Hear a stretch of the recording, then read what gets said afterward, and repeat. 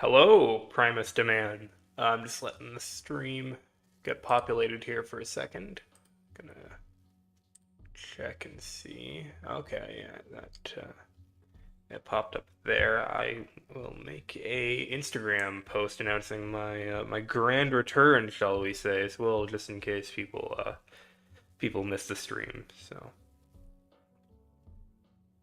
Um, so let me pull up the stream chat once again. Pain. So, uh, I'm back. It has been a little while. Um, I have been rather busy outside of doing YouTube stuff. Hello, Reseter. I've been rather busy outside of doing YouTube stuff, and so I figure I would make my grand return, shall we say. Did you get the new Steam API? I believe I did. Unless there's new stuff, in which case, I'll grab that when I'll go see about that right now, actually. But I believe the new Steam API. I'm assuming you're talking about the Fall of Cybertron warehouse update. I, to my knowledge, I have that. I do have that. Hello, Palomka. It's been a while. Let me check the warehouse Discord and see if there's a new Steam API that I am missing.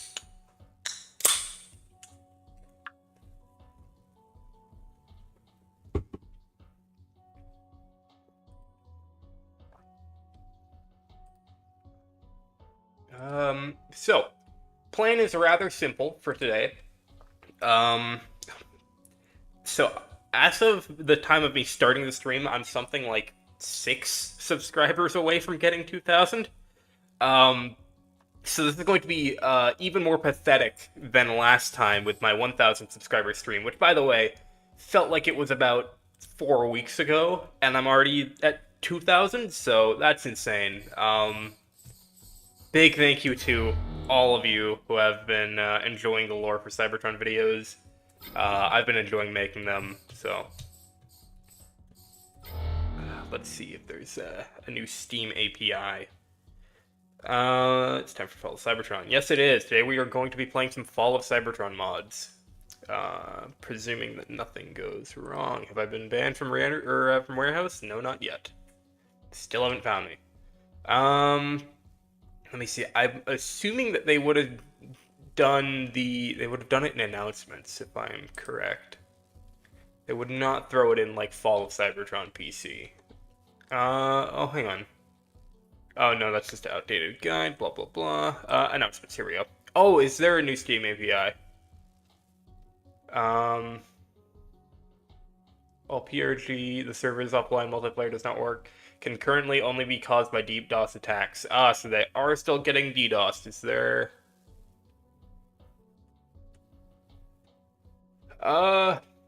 So, yeah, okay, so I do have the new Steam API. Awesome. Okay, so... Don't have to worry about that. Let's see here. Next video should be about how the G1 Optimus skin fits into the lore, lol. So... I might actually make a video about that, because the G1 Optimus, like, looking into it is actually really fascinating, what they had planned for, the 14th chapter of Fall of Cybertron's campaign that they unfortunately never had the time to make, so that's pretty cool. I do want to maybe make a video about that at some point. On November 12th. Okay, so yeah, I have that one. Where have you been, Berries? I was afraid the DJD got me. You're sure you saw my channel? Yes, yeah, so that like red visor berries. I could throw it on right now if I wanted to. That's the shattered glass one. That's my shattered glass berries, which I use. So, yeah, so that's what I used. I just threw that up while I was kind of inactive doing some stuff outside of YouTube. But we're gonna go hop into my modded Fall of Cybertron. I've got some things to show off, some things that. So first of all, before we begin playing any of these Fall of Cybertron mods, um, all of them except for one has been made by my good friend Link of Legends, whose channel is in the description. Yes, it is. It is in the description of the live stream. So if you want any of these mods, head over to his channel. He has a bunch of videos about these mods. He has like Steam page or not Steam pages. He has Nexus mod pages about them, so you can loudest sound ever. He has Nexus mod pages, so you can install them yourself and play with them yourself. So yeah. Shattered Glass War for Cybertron and Fall of Cybertron videos would be cool. Doubt they made any though. Well, I know someone who is working on a thing or two. If I didn't need to go to bed right now because of work tomorrow, I'd stick around longer, but it is what it is. Regardless, I wish you a good stream and congrats on 2K in advance. Take care. Thank you, Riot. You are... It's been a while since I've talked to you as well. It's been a while since I've spoken to most people. So, regular Fall of Cybertron PC loading or main menu screen. Did we? Okay, I have to like keep count. I have to keep track. You guys are gonna be in charge of letting me know when I hit the 2,000 subscribers. It's gonna be in like a few minutes because it's gonna be even more pathetic than last time.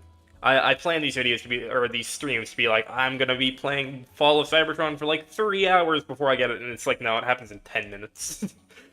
It's 6 subscribers, I'm gonna get it in 10 minutes, it's gonna be...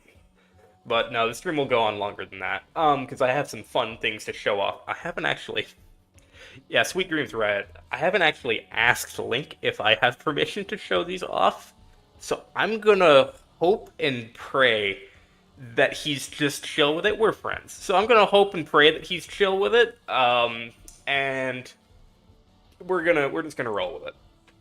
Hopefully this brings even more attention to his channel and his like Nexus mods and everything. He's been doing some phenomenal work on Fall of Cybertron modding. If any of you are at all interested, I would recommend checking him out. So for the first level here, in the Fall of Cybertron modded campaign, let's hop into Chapter 1. And actually, we're going to go to difficulty 2. Oh, have I not beaten this game on hard mode? Oh, because this is my modded one, right? So... Oh, crap, I just realized I forgot to, whatever. Well, I guess we're going to play on easy, why not? No, I'm not no coward. I'm not a coward. Let's switch it to normal. What are the odds that these games are getting a remaster? I can talk about that. So, unsubscribe to make the stream longer. That's one way of doing it. So, not to be too much of a downer, but from a legal standpoint, getting these games a remaster is nearly impossible. Because from what I would understand, they would need to make a new deal with Activision, and it would basically mean that they would have to make new games, which, considering Outright Games currently has the we need hardcore. You guys want me to play on hard? I'll play on hard mode. Hasbro would need to, or Activision would need to make like new Transformers games in order to re-release these games, basically. It's legally how they would need to do it, which I don't see happening. If you read his 2K, don't say anything. Yeah. So you're going to notice fairly quickly that this is rather different, because we've got our boy, Ultra Magnus here, instead of Optimus Prime. I've played Fall of Cybertron on hard last week. I died a lot, to be honest. I was too confident in myself a lot of times. Yeah, for real, that's what I was afraid of, and I feel like the Transformers community just keeps getting shit on. Yeah, I mean, we've got Reactivate eventually coming out. Look at Magnus. He has such a great design in Fall of Cybertron. I do prefer his War for Cybertron DS design, just because I liked how much more like Tron design, like the Tron lights that are on a lot of the designs. I feel like he doesn't have enough of them in his Fall of Cybertron design. Something that Blemmy also from the Discord pointed out to me is in vehicle mode, he just straight up does not have an Autobot symbol anywhere on his vehicle, which is interesting to me. It's really interesting considering like the place that he has in the lore for these games, which I'm going to make a video on next. My next video is going to be all about the Wreckers and how they're this awesome Autobot offshoot. They're like a separate faction from the Autobots, which is super cool. So, if you're wondering, by the way, Ultra Magnus is not the only thing that is different about this. You will see over time as more and more characters start to not become themselves, shall we say. Should have changed Bumblebee to Goldbug? Once again, I am not smart enough to mod this game. This is all Link of Legends. He's working on a massive mod replacing a lot of characters, so he's just been doing like these sort of like he replaced Magnus just because I asked him to, because he's super nice to me. So he also made that for any of you who saw my video on the 13 primes. I just remembered this is hard mode. If you saw my video on the 13 primes, he made that mod that lets you play a Zeta Prime in campaign. He made a whole video on it and everything, so yeah, he's pretty big into Fall of Cybertron modding at the moment. He's done some cursed things, which if we have time, I might show the absolute abomination that he's made, but I think I'm going to leave that mod up to him. He knows what I'm talking about. A couple people do. So this is one of the other things that's changed. Megatron is no longer Megatron. He is now Demolisher, which is really fun because you never get to play as Demolisher even in Escalation. He needs those big shoulders. Yes. He's Magnus in this game is really cool. I really like Ultra Magnus's design in Fall. I love seeing him in Fall of Cybertron. Hot take of mine: hate Ultra Magnus. What? Okay, I can understand why you would hate Ultra Magnus if you think that he's like a. Sorry. If you think he's like a boring character because he's all order and like, I am Mr. No Nonsense, knock off Optimus Prime. I will say I hate it when they make Ultra Magnus like that white Optimus Prime. I hate that. I know that like G1 fans like it, but I do not. I think that that's pretty dumb. I don't like it. I like Magnus. I think my favorite iteration of Magnus is either the Magnus from the Cybertron games or from the IDW comics. Can't really decide which one. I also am really enjoying Skybound's Ultra Magnus so far. I really like how they brought him into the story so early. You never really get to see Ultra Magnus on Earth during like the beginning era of the War on Earth, so that's interesting.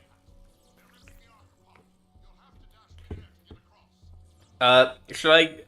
Oh no. So okay. Should you guess who's going to be Optimus instead in the second chapter? So the way that this works is that he's replaced throughout the entire campaign.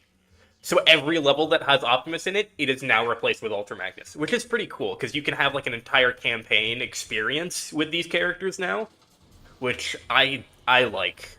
I like having an entire like campaign with these characters.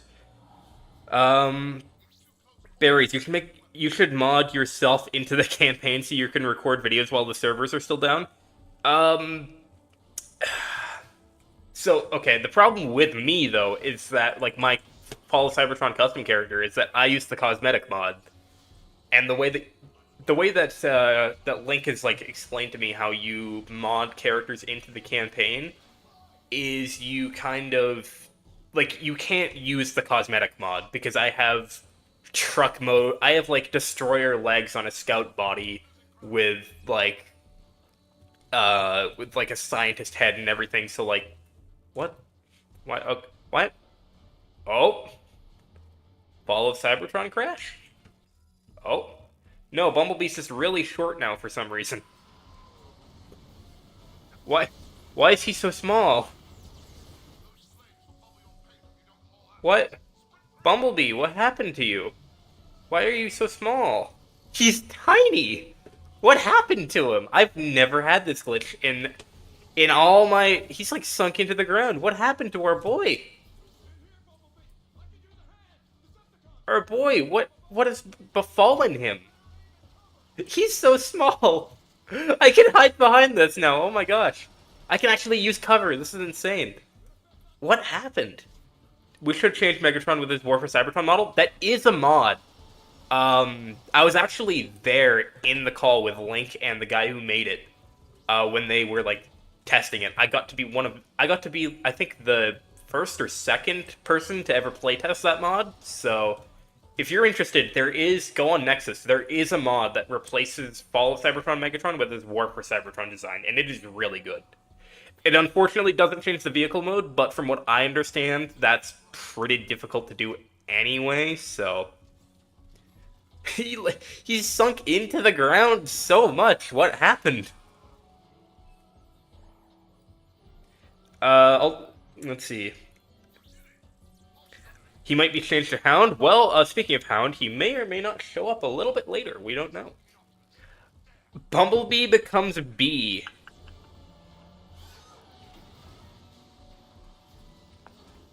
What do you mean, just Bee? Is he, like, less yellow now? Is he just, like, a dull yellow? What is just Bee? You don't know how to install it? From what I understand, it's not even a TFC installer mod. If you want to install the mod, first of all, Link of Legends, on his channel, he has an entire video explaining how to install Fall of Cybertron mods off of Nexus, so I would highly recommend going and watching that video if you are interested in playing Fall of Cybertron mods like this. Because it's really not that hard. As long as it's not TFC installer, and even with TFC installer, it's just an extra menu that you have to navigate to like install the mods. But for this, I literally just make a folder, throw it in my game files, and then just don't do anything else. Like, I throw the mods into the folder, and it just works. That's how easy it is. I'm also back to regular sized Bee now. I am no longer tiny Bee.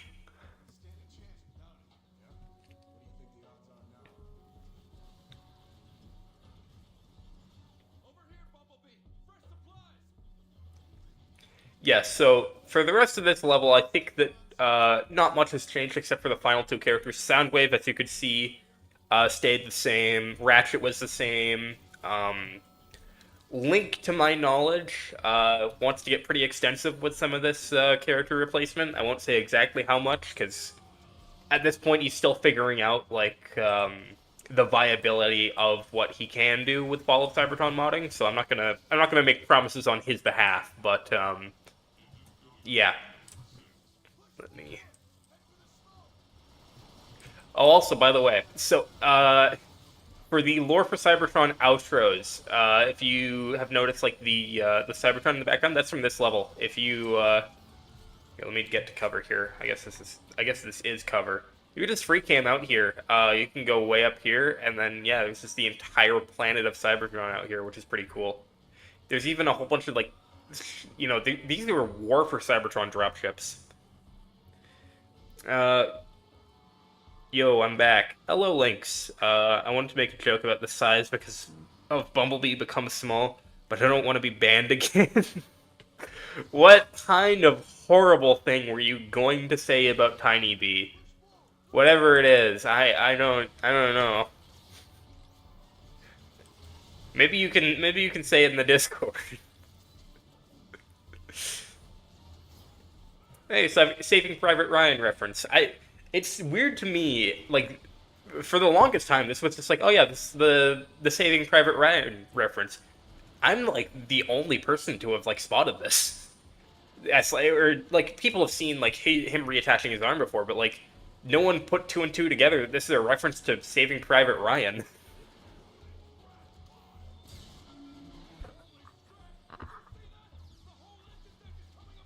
Now we'll never know.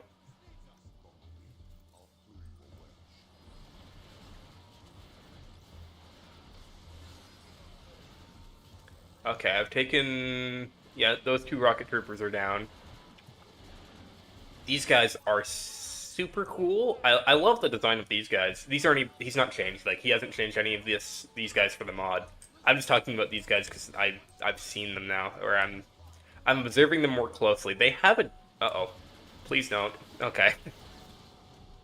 I will say I like these guys' designs more, but I don't like how they're limited only to the Autobots. I wish some Decepticons had these big guys.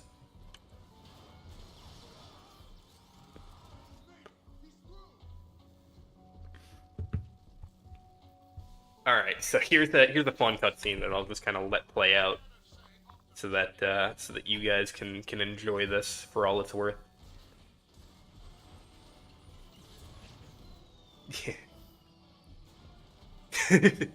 Oh, he doesn't have textures. That's weird. That is a weird glitch that me and Link were trying to figure out why. We thought it was because you pressed continue, but it's weird that it happens even in this level. But yeah, you got to see a little sneak peek of Demolisher there as Megatron.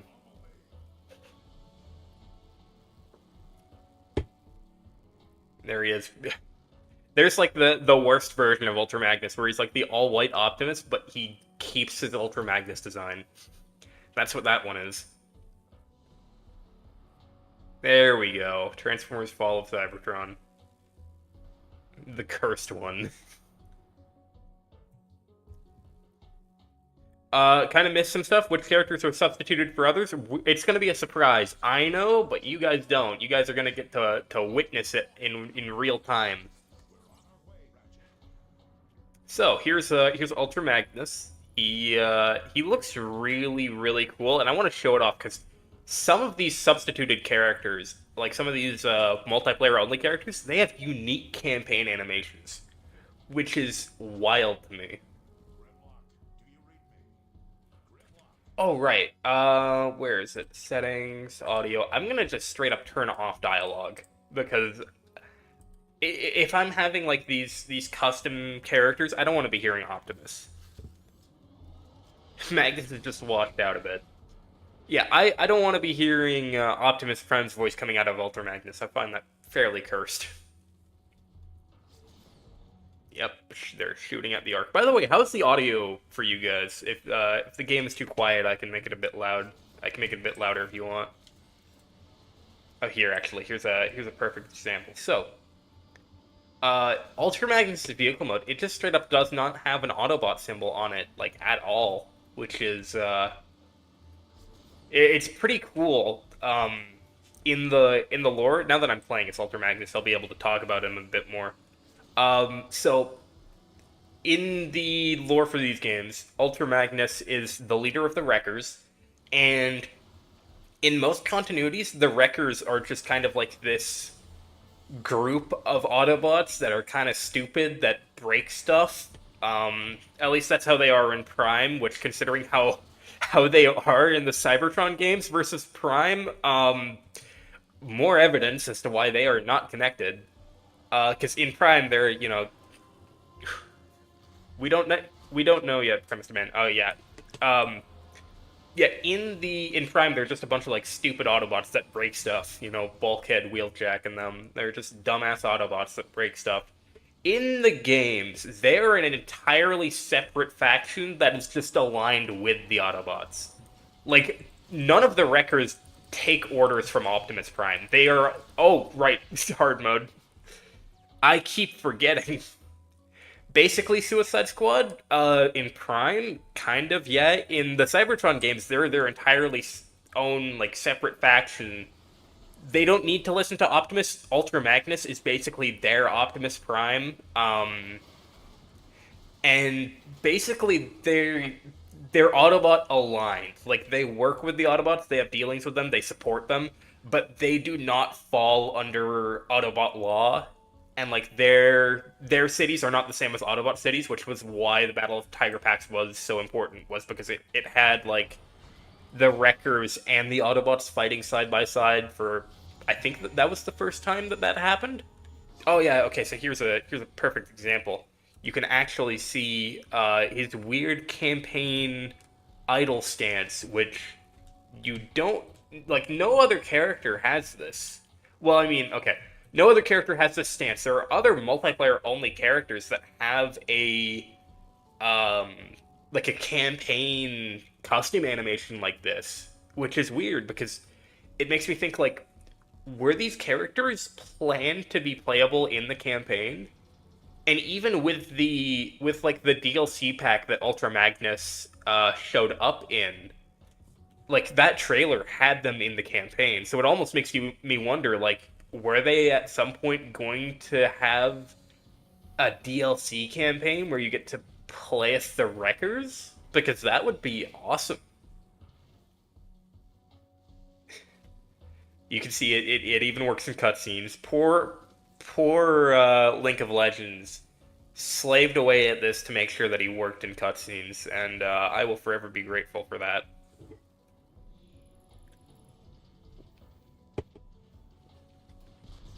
So let's see here. Oh, okay, so he hasn't changed in this level. Okay, whatever. Yeah, we've got Sideswipe. They're all the same. I'm fairly certain. Looks awesome to be honest. Like G1, yeah. So the G1 Optimus, like that trailer, they were in the campaign environments at least. There was Hound, Ultra Magnus, and I think someone else other than G1 Optimus in this or it was in the Metroplex level, and so it almost like I almost wonder if maybe we were going to get like a DLC campaign or something. That would have been pretty cool if we did.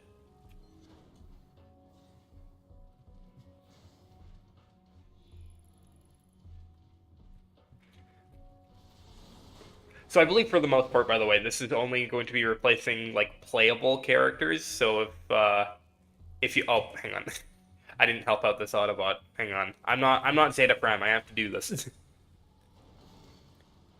Or have another gutted chapter from the game, like the Combaticon mission in War for Cybertron.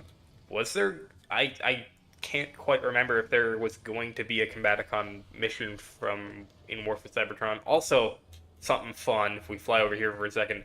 Sideswipe is massive compared to Jazz. Look at how much taller he is. This is actually like 6 foot versus 5'11". That's what this is right here.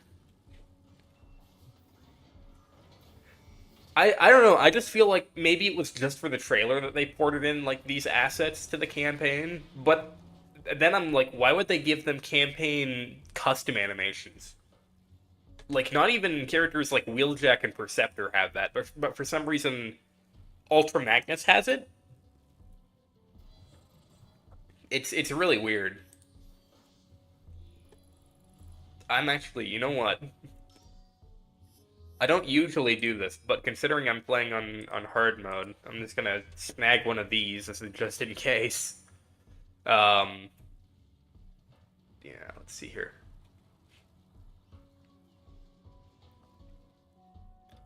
I like how all so also like the you see how he has these like animations like how most of the designs move around. This isn't in multiplayer to my understanding. This like his shoulders moving around like that. Also, that shoulder on his left, once it moves up, it just straight up detaches from his body. Remember when we talked about level design in Fall of Cybertron and voice? I played the whole Fall of Cybertron last week. I was kind of wrong. Fall of Cybertron has more assets from War for Cybertron than I thought. Yeah, it if you look around for them, you can find them, but yeah, it is fairly difficult to find them. I'm not going to pick up that scatter blaster. I like Ultra Magnus using the path blaster. It seems fitting. It kind of aligns him more with Optimus Prime, considering Optimus is like his iconic weapon in this game is the path blaster. Which, hot take, I prefer the path blaster to the to his ion cannon or whatever it's called. His ion blaster. I think that the path blaster is a way cooler name. I also really like the lore behind it. I want to make a video about the weapons of Cybertron. So that's probably going to be another series that I start doing. Is going into detail about every weapon from the Cybertron games. Maybe he was planned to be like an Easter egg or something, like Warpath or Perceptor. Maybe, but even to my knowledge, like Warpath doesn't even have campaign unique animations. And like again, neither does Perceptor. Like this is only for Ultra Magnus for some reason. You guys are also about to see something pretty cool here. Specifically with this turret here. If we go in and access it, would you look at that? It's got his colors. I know it's kind of hard to see. Give me a second to shoot down this dropship because I don't want it to. Path Blaster looks more proportion to Magnus than others. Yeah, I kind of like how just like absolutely massive the guns are in Fall of Cybertron. That's one of my favorite parts. Yeah, look at so it actually changes the turret color to match Ultra Magnus's color. Also, I've never actually like looked at this turret from the third person perspective. That's kind of cool how it moves like that. Oh gosh.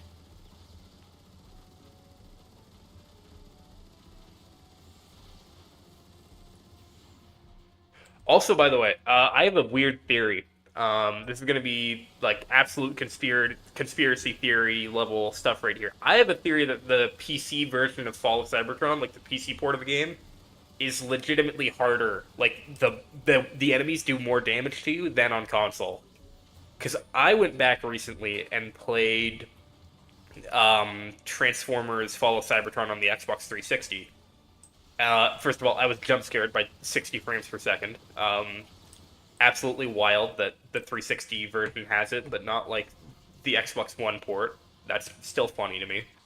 Um, but on the Xbox 360 version, I was able to play on hard mode, and it was just a breeze the entire time. Like I did not have to worry about health or anything, health or ammo or anything. Like I'm at low ammo right now. Like I didn't have to worry about any of that. Whereas PC on hard mode, I actually die fairly frequently. I'll say.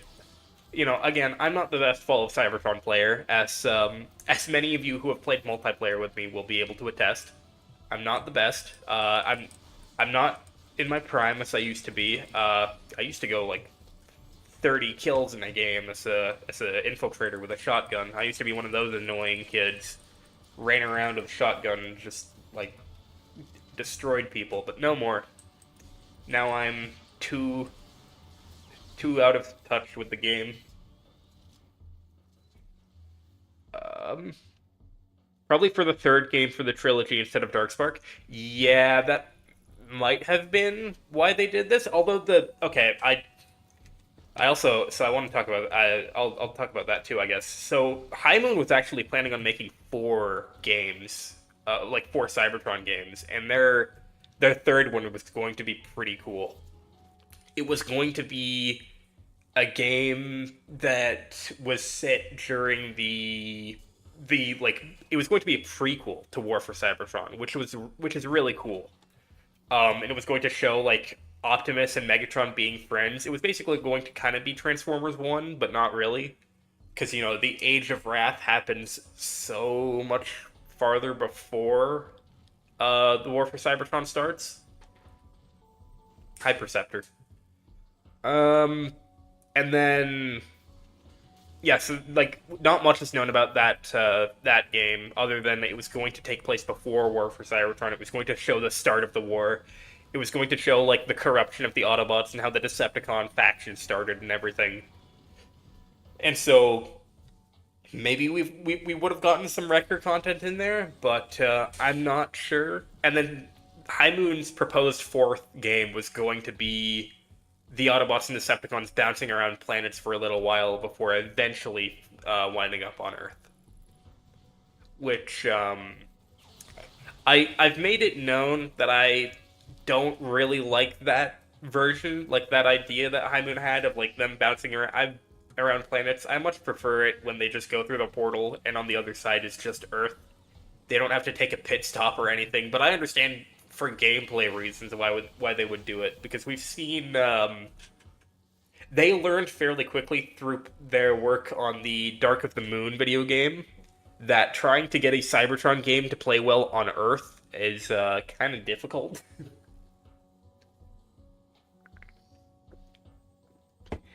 You are an okay player. You just got distracted a lot because of the stream.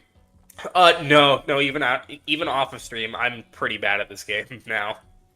I don't know if it's just like warehouse is balancing, or if it's my network connection, or if I'm just that bad at the game. But yeah, no, I'm not that good at Fall of Cybertron multiplayer anymore. And we are not talking about me dominating in lobbies back then. There we go. A quick little war crime from Ultra Magnus. Why not?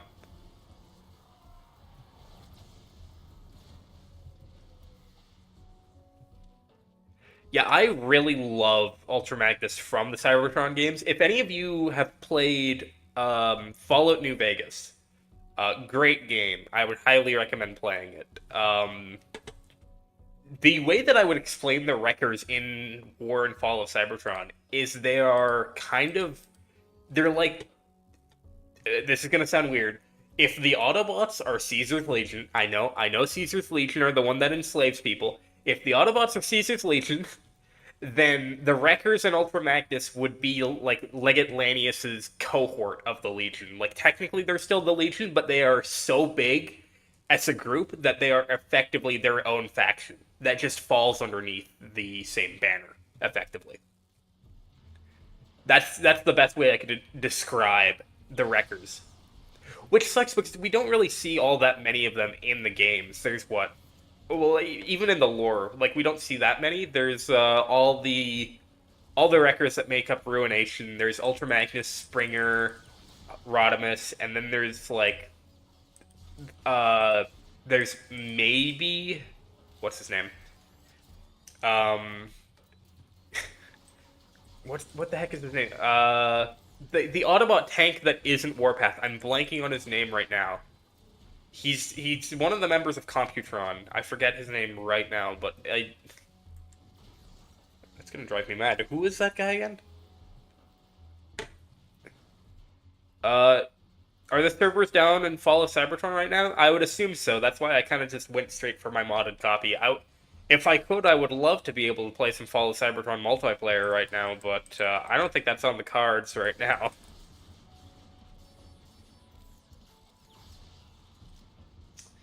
Yeah, if any of you guys are wondering, um, unfortunately, what's been happening a lot right now recently with the Fall of Cybertron servers is Warehouse, much as I might shit talk them occasionally on streams and stuff, they're currently getting DDoSed, and it's pretty bad, and I feel bad for them. Like, me and Warehouse have our differences and everything, but, like, interrupting their workflow is not something that they need. They already have enough people like me who are just assholes who don't really understand how coding works who are on their case, and they do not need some no-lifer to just be constantly. Apparently, he's running a bot farm to DDoS them, and I'm like, it's Fall of Cybertron multiplayer, buddy. Like, I get it, you're angry because you and all your friends were banned, but dear lord, it's Fall of Cybertron. It's a Transformers game. Calm down. You don't need to be DDoSing them. What do you think you're trying to accomplish here? You think that you're like some edgy badass? I'm gonna take down the network. Like, no. You're a guy who's taking down a Transformers video game from over 12 years ago now. Like, you're not Batman. You know, I'm gonna take down the network.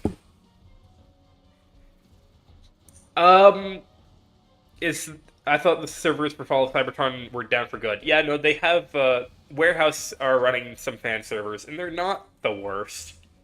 Um, who's still alive? Who needs to be killed? There, you. There we go. Now the door should open. The Warehouse servers aren't bad. My problem with them primarily is their moderation team, which we're just not gonna we're not gonna say much about that. Why did I just go in here twice? I'm a fool. Yeah, their moderation is questionable at best, shall we say?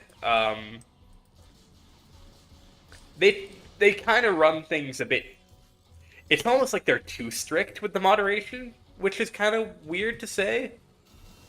Um, but yeah. Otherwise, their servers are pretty good. It just sucks that it's kind of up to me to keep the community around this game alive. Hey, buddy. Sorry I can't save these guys. I have to wait for you to turn your back, otherwise I'm gonna waste a bunch of rounds. Uh, ah, dang! I couldn't save any of them. That is absolute Ultra Magnus behavior. Apparently, the Leapers give people a lot of trouble on hard mode, which has just like never been the case for me. Because I don't know, call me a Dark Souls player the way I know how to just like roll slop the video game. This they're not that hard to kill, guys. Like I've never had problem with them, but maybe other people have. If I had problems with anything, it would be the Guardians. Those guys in the cliff jumper level, those guys suck. I have so much difficulty every time with those guys. I've gotten pretty good at um at splinter selling it with cliff jumpers, so I just don't have to deal with them. But if I do get caught, it's like, oh damn it. Okay, well, I'm gonna be here for the next 5 minutes, like unloading magazine after magazine into this guy. This is gonna be fun. I leave him be. I'm not gonna shoot at him because I'm nice. Actually, no, I'm Ultra Magnus. This is absolutely something Ultra Magnus would do. Kill the bird. Kill the bird. Questionable, banning people from your stream when you're live because of one stupid thing. You can one-shot Leapers, it's not a problem at all. Yeah, I've never had problems with them. I've heard a lot of people complain about them, though, which is where I'm like, I've never had a problem with them, but maybe that's just me. In saying that, though, I did just get absolutely dunked on by one of these guys because I wasn't paying attention. Yeah, What bothers me so much about that incident is I've gone back since. I've checked. There was only one person. This is how much it bothers me. I've checked. There was one person in that lobby when that guy got banned, Lemmy. There was only one person in that entire lobby that wasn't in my server and in like the chat of my stream at some point. One person. One person.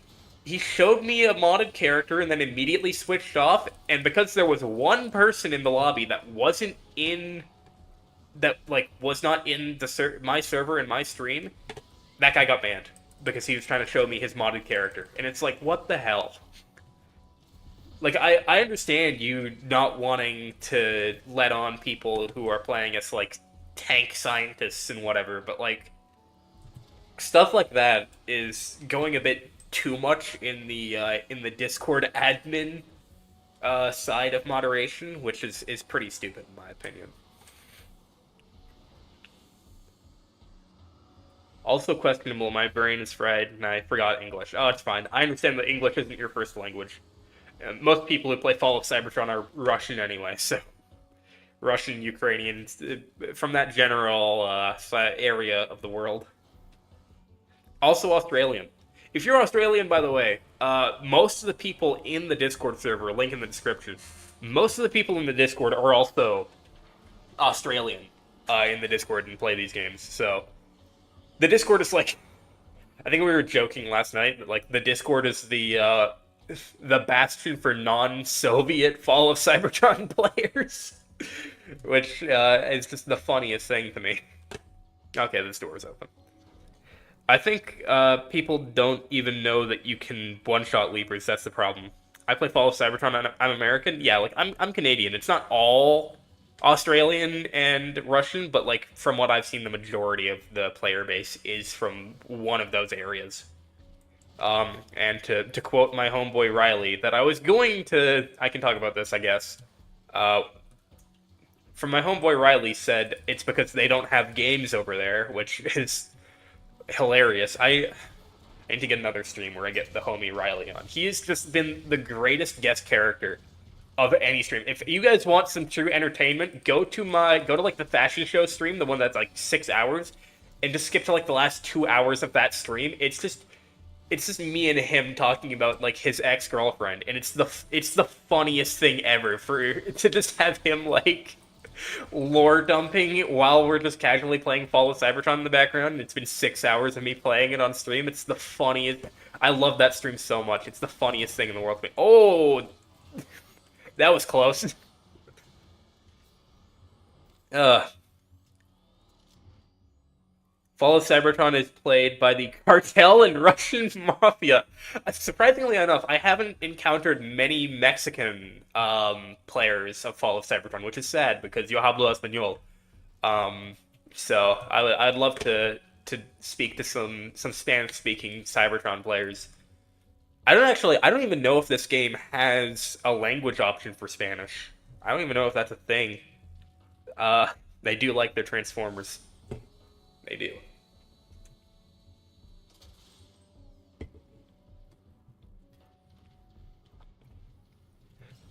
I also Ultra Magnus' vehicle mode. So I don't know how many people have seen it, but like his transformation animation feels way too bouncy to be a destroyer.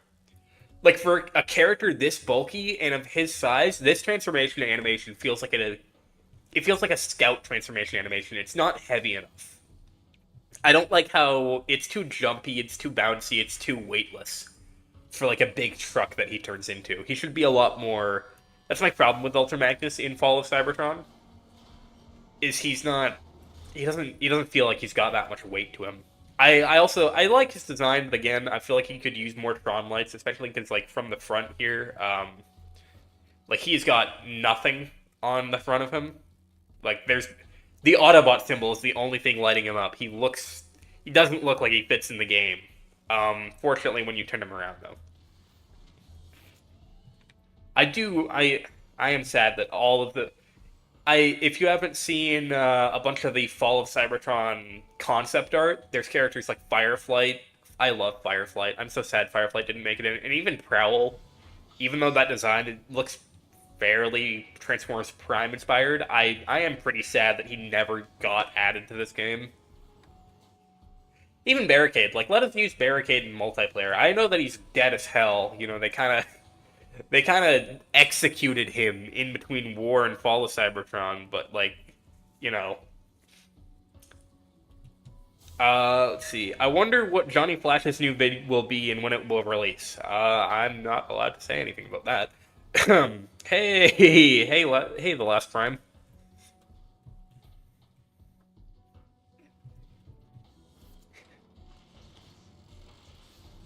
I hope that whatever Johnny Flash is up to, I hope that when he eventually comes back, I hope that he's back for himself and not just because other people want him to come back.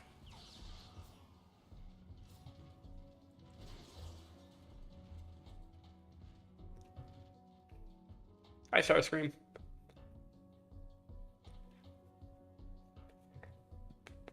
Uh, Barry's language situation in Fall of Cybertron is weird. If I choose to play in English, my game won't even run. I have to play only in Russian because the game was poorly ported from console to PC. What? That's weird. My game is in English. I don't know why yours wouldn't work in English. That's odd. Can we get a multiplayer Fall of Cybertron tournament between the cartel, Russian mafia, Hamas, Joe Biden, Kamala Harris, and Joe Biden? I'm betting on Joe Biden. We've got the biggest Joe Biden supporter in chat right here. Usually I wouldn't talk about politics, but honestly, Joe Biden seems like such a nice guy. Like not even Republicans hate him. Like they dislike him because he's on the other side, but as a person, everyone seems to like him. Which like I agree with. I think Joe Biden, despite what you think about politics, as a person, Joe Biden's a nice guy. He's just a kind old grandpa. You know, he's nice. Oh, I'd like to see that tournament. Yeah, same. Johnny said he wanted to take a break for a while, and everyone seemed to respect that. So I don't know. Um, yeah. I took a. You all are aware that I recently took a 10-day break now. Said Joe Biden twice, was supposed to include Trump. I, if I could have anyone play Fall of Cybertron in a tournament, who would I pick?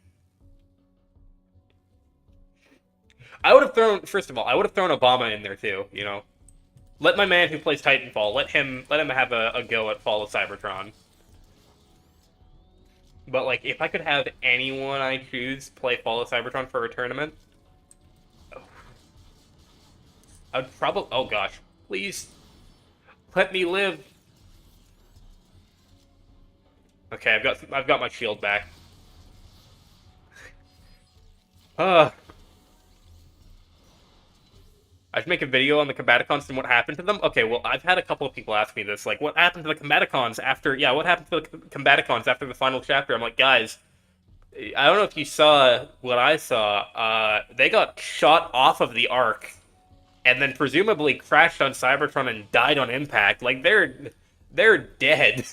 They are a mangled corpse on Cybertron. They went splat. Maybe Starscream came by and like revived them, and that ties into G1, where like Starscream is the one who invented the Combaticons. Maybe that's how that turns out. But yeah, no, they're. I don't know if I'll ever make a video on what happened to the Combaticons after Fall of Cybertron, because it's like they died. They're dead. They got shot off the Ark.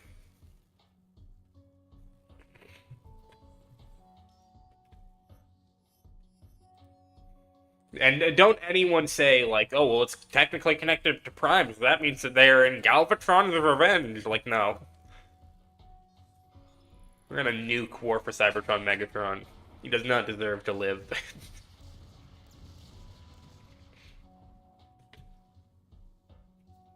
I want someone to make a mod where it replaces, like, it either replaces like that like siren that happens when you're calling down the ordnance to like the Modern Warfare tactical nuke inbound. I want them to replace the siren with that, or what would be really funny is if they just replaced like if they replace this like the ordnance with just white phosphorus. Just replace it with actual Agent Orange. Like the napalm is cool and all, but give me more chemical warfare. Give me more biological weapons developed by the CIA that have been strategically used to massacre civilians in opposing countries. That's what I think should be in Fall of Cybertron more. No, not the Combaticons. No, not my babies. Yeah, no, they're dead. Like I'm sorry, but they got shot off the Ark by our homie Jetfire, and like gravity did the rest of the work. See, my one problem with the Path Blaster is situations like this where it's like, good lord. It's at times like this when I'm like, man, I understand why grenades aren't in Fall of Cybertron, and I don't think that they fit in that well with War for Cybertron, but I really wish I could have a grenade button right now.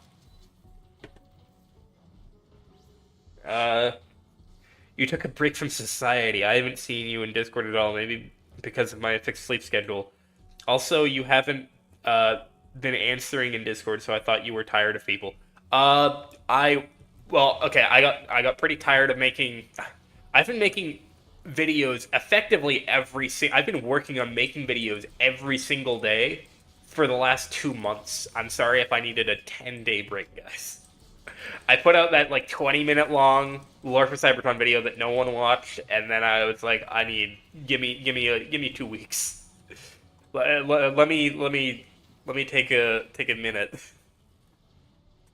I hate this place. It's part of the game level. I hate with my whole heart and soul. I died here 5 times at the end. Really?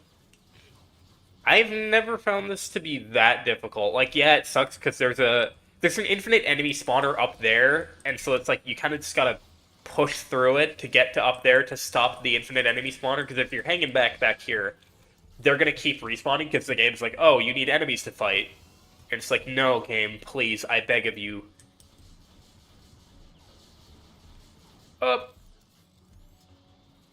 The Electro-Volter is way overpowered? Yeah, I'm sad that you can't use more of, like, the DLC campaign weapons in multiplayer. Like, specifically the Throwback Blaster. I am so sad that you can't use that as, in multiplayer.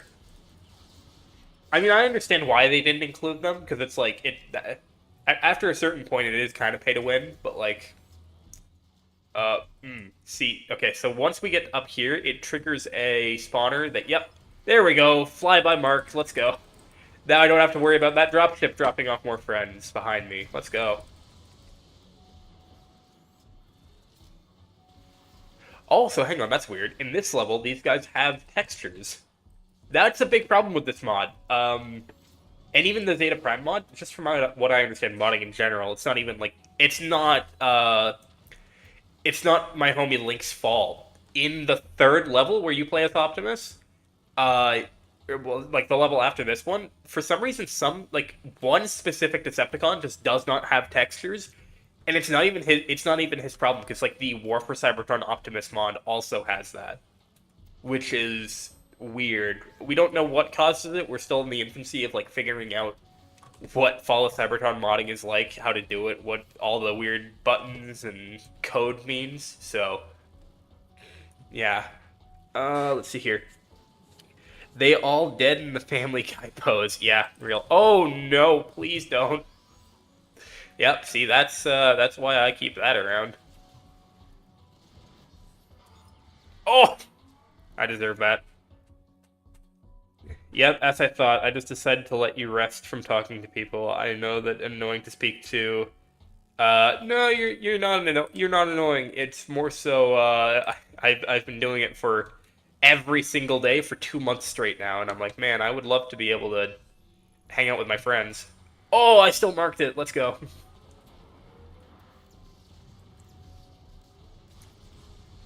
You know, I love the Cybertron games. I've quite literally spent over one whole year of my life playing them, but at the same time, I'm like, can I take a quick break? Can I do something else for a sec? Damn it! All right, I'm just gonna become truck. What I do like is on hard mode, there is a lot more of an incentive to transform. One of my biggest problems with Fall of Cybertron is that like sprinting makes transforming not that viable. Cause okay, here's the thing. Let me sprint over here. Like I can come out of sprint way faster than I can transform. And also like a lot of the Fall of Cybertron, like a lot of these environments are a lot smaller, so you have less room to drive around. Whereas in War for Cybertron, you had those like long highways that you really got to drive around and do some tricks and like boost on. Hang on a sec.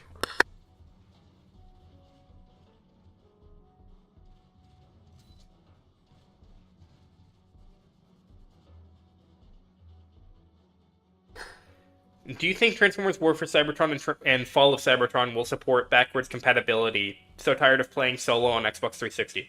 Um, backwards compatibility. Like for I can't speak for PlayStation because I haven't looked into it that much, but on Xbox, I know for a fact that Microsoft has shut down their backwards compatibility program, which is how I know that even if the Cybertron games get a remaster or whatever, even if they like they're gonna have they might ugh, they can bring back Fall of Cybertron because Fall of Cybertron has a pre-existing remaster port. They can do that.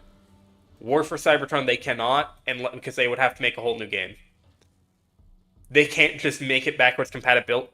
They can't make it backwards compatible because they've shut down the backwards compatibility thing that they were doing for Xbox 360 games on Xbox One, which is why, yeah, it's very unfortunate that we will never get to be able to play War for Cybertron on modern hard or on modern consoles at least. Um, I always wondered who Ironhide's gang was in Fall of Cybertron. Big canon part is Optimus. They might have been revealed in some comics, but I don't have any. Um, I I think that they might be the Elite Guard. I I might be I could be wrong about that. But in game, like in the game, they're literally just a bunch of guys. Like I can show you here. I can go in free cam and show you. They're just generic NPCs. You can't even technically like Ironhide isn't down there. Like his model isn't even down there. You only hear him. But I'm fairly certain in the lore that it's the Elite Guard that he's with.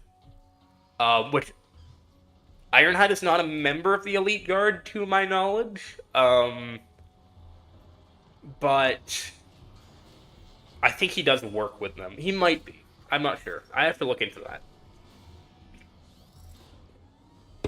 I've been so interested in the Wreckers, just because, like, finding out that they're not technically Autobots is, like, the coolest thing ever. Oh, here, yeah. I mean... So, yeah, you can go down here, and, like, these are the Autobots. They're all a bunch of very low-poly, low-textured Autobots that some of them don't even have guns. Ironhide, I've looked around here. Ironhide is just not even here. He doesn't exist. These Decepticons down here are the old War for Cybertron Decepticons, including the old Neutron Assault Rifles, which is pretty cool. You're not supposed to be able to see this part. Ooh, the arc fueling station isn't looking good. That health bar is going down. Sherwin's... What? Sherwin... Marsuba knows who... To be honest, what? Who is that? Quick question, if Fall of Cybertron got a sequel, what would you name it? Ooh, okay. Well. So, okay, that depends. Is it, like, the Earth? Is it the... That depends what sequel it is, because...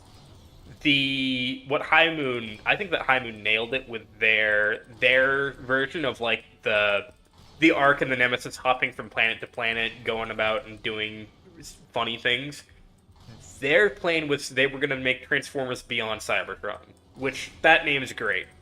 But if I had to make a name, I don't know what I would call a. I think that Rise of Cybertron also was going to be like their the name that they had for the prequel game. I think that both of those names, Rise of Cybertron and then Beyond Cybertron, are like those names are great.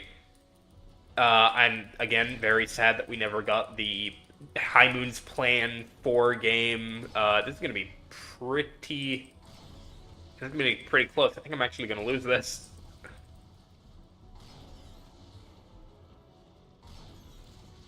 Yeah, I've never lost this before, so this is gonna be interesting.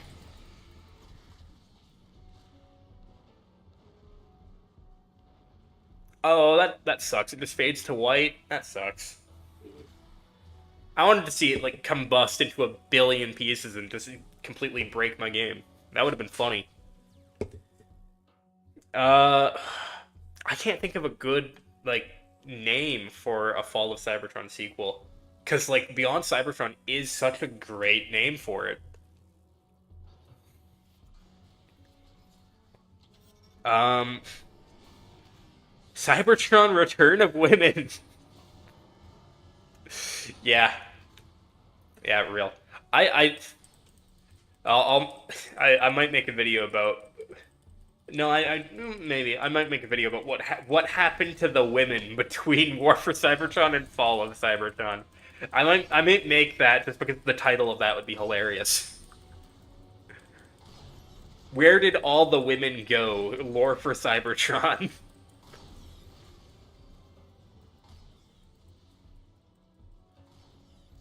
Damn, this cannon on hard mode just does not hit in the slightest. Because we need those designs to return in the games. Yeah, I am fairly. I understand why like RC and Slipstream didn't return for Fall of Cybertron. It's because the character customization multiplayer aspect of it. Like those parts don't really work in character customization.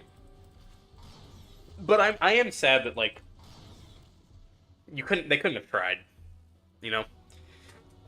What's up, Barry? I just tuned into the stream and I wanted to ask you to play as Warfare or Fall of Cybertron, Megatron, and the Megatron chapters and showcase mine and Link's mod if you already haven't. I will probably do that actually. I'll have. So you're Kakami, quickly remind me, does the War for Cybertron Megatron mod, is your mod, is that... Ow. I died here. What? That's never happened. I suck at this. Does your War for Cybertron Megatron mod, does that require TFC installer, or is that one of those that I just, like, throw into my game folder and then have a fun time with? I would love a reminder. Just because I gotta do that quickly on stream, because I have a different mod loaded up.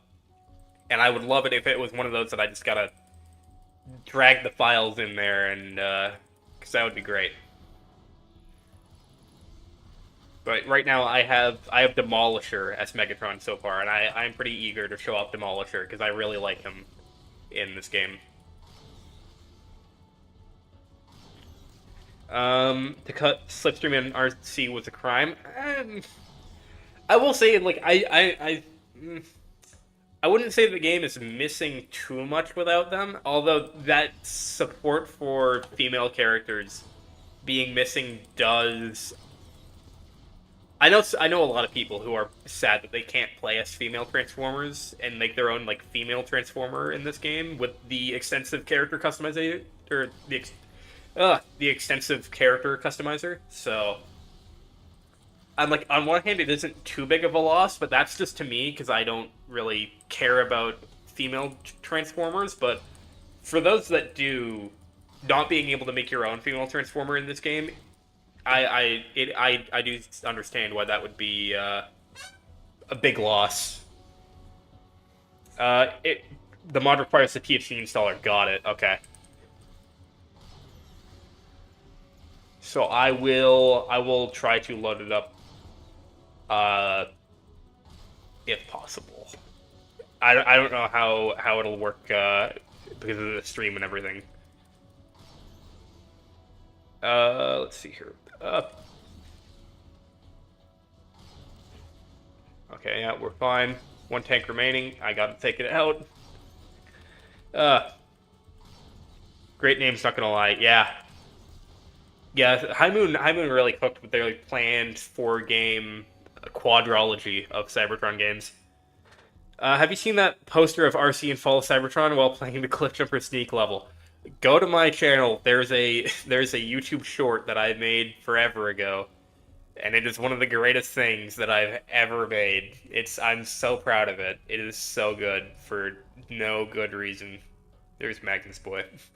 It's you'll see it. Trust me. Honestly, what would they do to benefit the storyline? Wouldn't they just be generic soldiers fighting?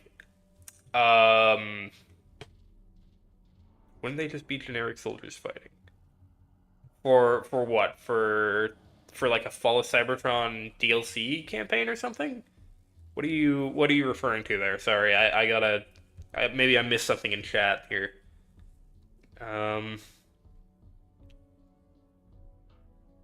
Imagine how many female customs we could have got if only we had the opportunity. Cybertronians are Cybertronians, fembot or not. What exactly would change in the story? Oh, in the story, not much. Like, you know, sorry, call me a feminist or something, but I don't see too much of a difference between men and women. Like, there wouldn't be much in the way of differences in the story. I just know a lot of people, like, you know, God forbid, I know a couple women that have played Fall of Cybertron and were slightly disappointed that they couldn't make a girl Transformer to, like, you know, they couldn't make themselves in the game. You know? I know plenty of other people that are just like, yeah, I'm sad that I can't play SRC. I'm sad I can't play a Slipstream. I'm sad I can't make, like, I would love to be able to make a custom character of Nautica from the IDW comics. And you just kind of can't do that in Fall of Cybertron because there aren't female Transformers parts. Which, again, I understand why there aren't. It's because they look so... Also, those designs, I could have done with maybe don't sexualize them as much, High Moon. Jesus, I mean, I understand that was a weird time in gaming, but still, goddamn. But I understand the reason why they aren't in Fall of Cybertron is because their parts are so weirdly proportioned that it would look so weird if you were to, like, mismatch it with male parts. Um, yes, but it would be awesome to use those parts in multiplayer. Yeah, I agree. I'm just saying the main story. That's all. Yeah, in the main story. Well, in the main story, it's hinted. It's like heavily implied that RC is one of the wreckers. So if they were going to make a wrecker DLC, which I I would have loved, then maybe we would have seen RC in that because it's heavily implied that she's a wrecker in Fall of Cybertron, which is again just tying it back to Prime, where she's like, "Oh, what are the wreckers? What do you mean, Bulkhead? What are the wreckers?" And it's like you were one of them in the games, damn it. uh, RC and Slipstream in the modern campaign. Someone might be able to mod it in. I doubt it though. Um, just got here. Would have been here an hour ago. Oh, hey, Spidey Man. I'm pretty sure you're Eclipse in multiplayer. Just got here. Would have been here an hour ago. Bolts popped off the wheel? What? I need only one bot in game, Jazz. I hope you've been enjoying your Jazz enjoyer role, Palomka, in the server. So now that we've played Ultra Magnus for a little while, we're gonna go play. I don't know if Link wants me to show this one off because this is one. Okay, so this is one that I have. Let me preface this before we start this one. This is a mod that I asked specifically for him, and I was like, I don't care about him and cutscenes or getting it to work properly. I just want to see if this is possible, and so he made this for me really quickly. So don't judge this too harshly. This is not his best work. But we are going to hop in. Oh, I just realized, Palomka, you are not going to like this because I have replaced your favorite boy. Not in cutscenes. You get to see your favorite boy in the cutscenes, but you'll see what happens here in uno momento. There he is. Fall of Cybertron Hound is now playable in the campaign. Look at that, by the way. He's got like that unique campaign animation, which is super cool.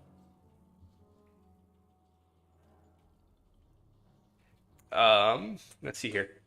You should make a video explaining where Astrotrain was during War for Cybertron and Fall of Cybertron. I should. I didn't even know he was in the DS game. That's an awesome little addition. I have I have an idea as to where I'm gonna throw him, or what I'm gonna do with Astrotrain in terms of videos and stuff. I have an idea. Oh man, look at the Hound is so cool. There is a problem with Hound, which I will show off later. So, but yeah. Also, here's Sludge, who is currently dead. Let's see here. Just make a buff female character. Yeah, real. Um, do you think that's part of the reason Barricade also got cut? His body just doesn't fit. But then again, characters like Dead End and Bumblebee had to get fatter. I don't think that Bumblebee and Dead End had to get like their models didn't change from what I know. I think the reason why Barricade was cut was because they just gave his head to Dragstrip, and also because he's kind of dead. Watch the Bumblebee video; he's kind of dead. So I don't know why though he wasn't included in multiplayer custom characters, because like I don't know, that's just odd. Um, let's see here. Uh, Oh yeah, I did. Yeah, I was in a truck with my dad, and the bolts on the wheel popped off because they were not properly screwed on. Jesus. I hope you're doing okay. Hound had DS concept art. Yeah, Hound had DS concept art. He also just has a model in Fall of Cybertron. So I love his Fall of Cybertron like look. I think that this is probably my favorite Hound design of all time. Um, he's great. I love this version of Hound. My one problem with it is the wheels. I don't really like the wheels on this design. Um, I'm not disappointed. Is Hound one of those characters like Jazz to you? I almost don't want the answer to that question. You playing on PC? Yeah, I'm playing on PC. I don't have a modded Xbox. What? No, of course I'm playing on PC. I don't have a modded Xbox. I can't mod the game on Xbox. I'm also playing on 60 frames per second, which the Xbox One literally can't. So,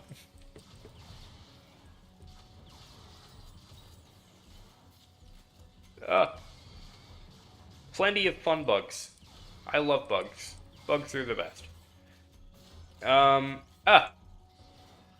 Oh, you're furious? Oh no. Well, I'm sorry, but I like Hound more than I like Jazz. Which we're about to find out we're about to see the one problem with this mod that Link it's not that he couldn't fix it, it's just that he didn't necessarily have the time to fix it. So, fair enough. All right, we're going to transform. Mass shifting. I can't see anything. Uh Honestly, Hound blends in with the main story so well. I forgot he was a mod for Jazz. Well, this again, Link of Legends made this custom for me. I don't even think. Oh, this isn't. Hmm, that's interesting.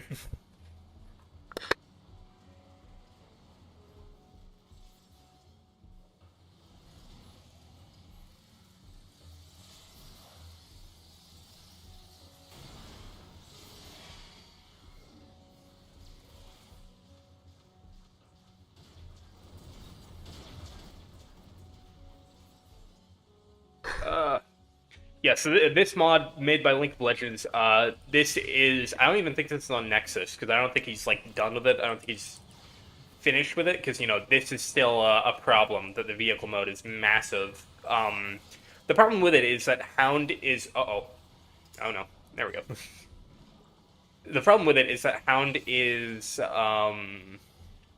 he's infiltrator size, so he's like scout size in robot mode, but the vehicle mode is a destroyer, so it mass shifts to be very big, and the camera doesn't go with it.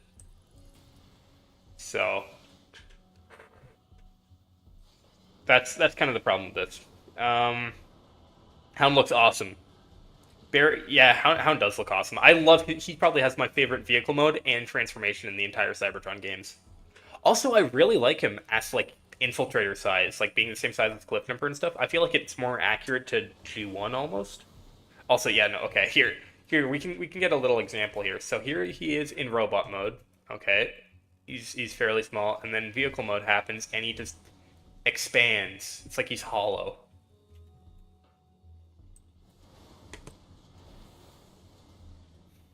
Ugh. Barricade was done dirty. Yeah, Sludge was in stasis, but Jazz took whatever power was left of him in the Autobot and the audio log, meaning Jazz technically killed him. Yeah, exactly. Which, yeah, that happens. I love how some people in my comments a little while ago were like, "No, Sludge isn't dead. He was in the comics," and I'm like, those same comics that say that Ultra Magnus was on Earth with the Dinobots during Transformers Prime Season 3. I didn't see any Dinobots during Prime Season 3. Magnus is such a weird character in the lore. He's so messy because you've got like the Fall of Cybertron comics that are like, okay, so he's on Cybertron and he's helping the Dinobots.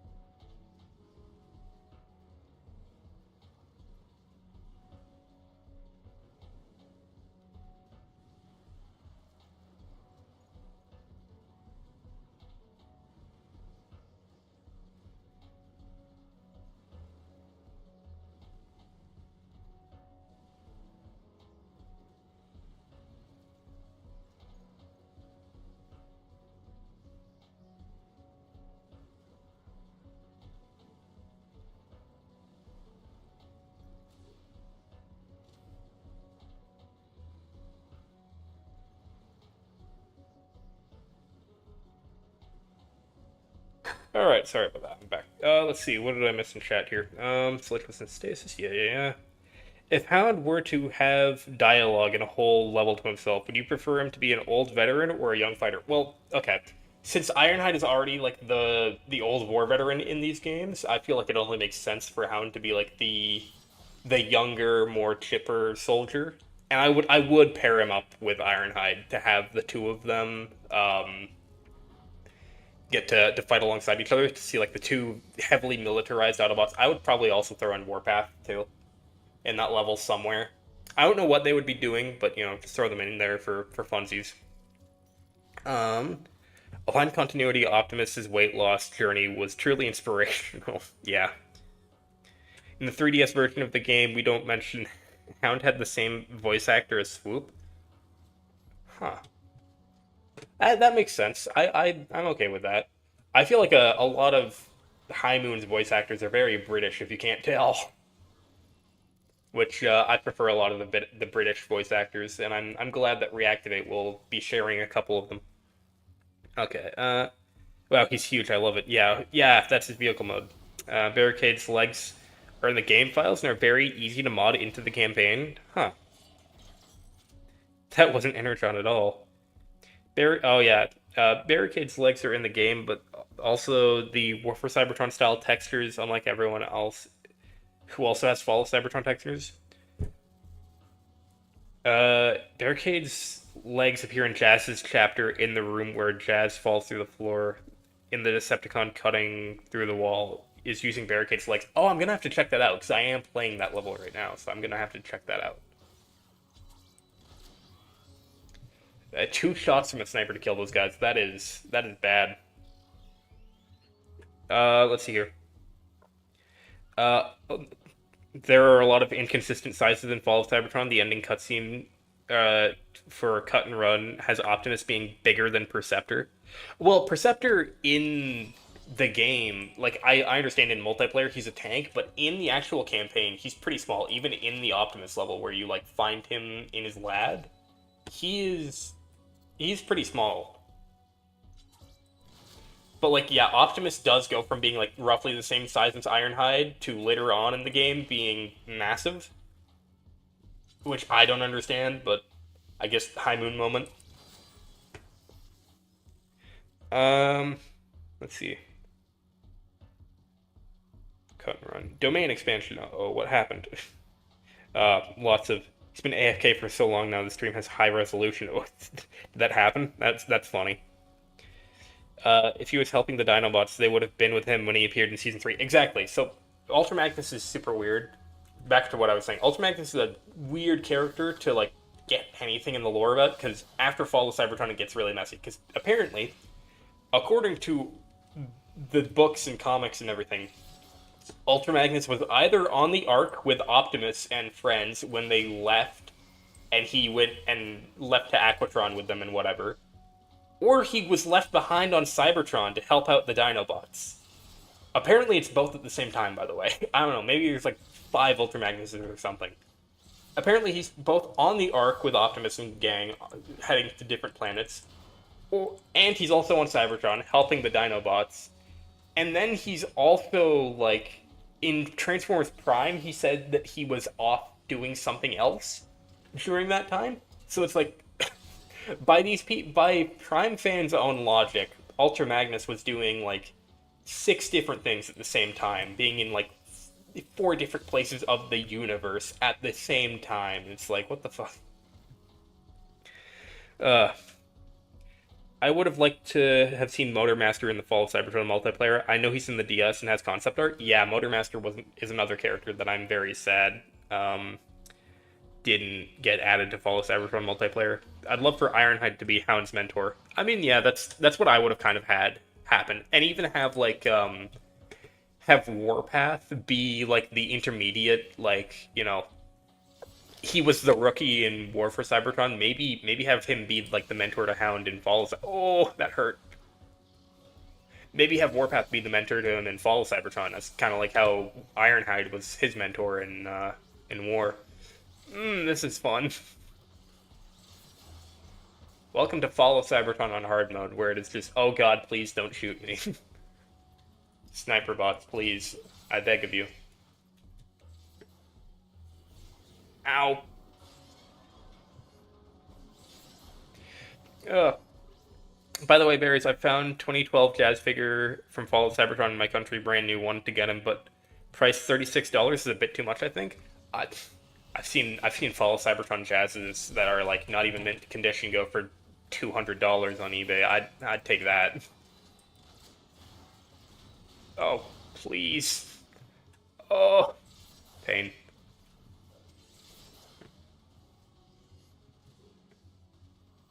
Can a homie find an Energon cube, please?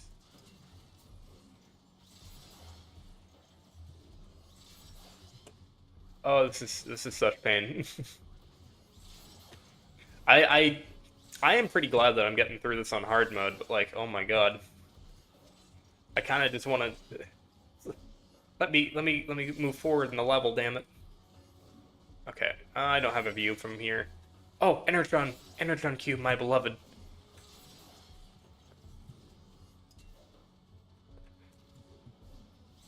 Oh my god. If you're wondering why I'm not taking them out, oh, thank goodness. A4 pulsar cannon. This is like the greatest thing. This is the greatest gift that I've ever received. This will be able to take out these guys so much. Oh no. Okay. There we go. I'm able to take out these guys now. A little bit. Okay. Uh, okay. Message. Okay. Please. Damn it. Okay, come on. Damn it. Okay, there we go. I've got an angle now. Okay, good. I did get it. Oh, owie. Ugh. The only way Ultra Magnus could be in multiple places at once is similar to IDW Max, but this time multiple armors and multiple pilots. Yeah, but even then, it's like I don't know if that's even the way that High Moon.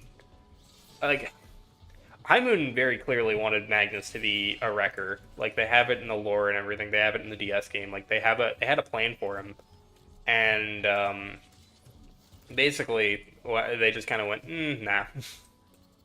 You're gonna do what we tell you now. Ugh. Okay, this is fine. Okay, headshot. Nice.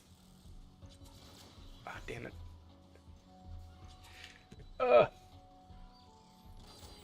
Please let me kill you. There we go. Okay. Grapple point. Okay, here. Ultra Magnus and Ultra Magnum. Ultra Magnus was on the Arc. Ultra Magnum helped the Dinobots. Simple. Okay, so what about the one from Prime? The one that was off on like Alpha Centauri 2, apparently, hunting Decepticons. Or he was like hunting Constructicons or something. What about that one? Who is that?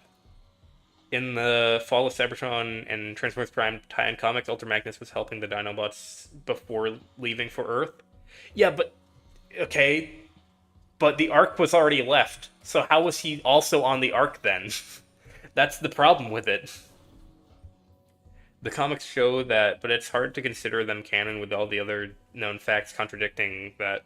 Yeah, like in Retribution and even Exodus and Exiles, he's on the Ark, but then he's also helping the Dinobots, and it's like, which one is it? I mean, for the same price, I can get Studio Series Starscream. Oh, well, okay, I didn't even think about that.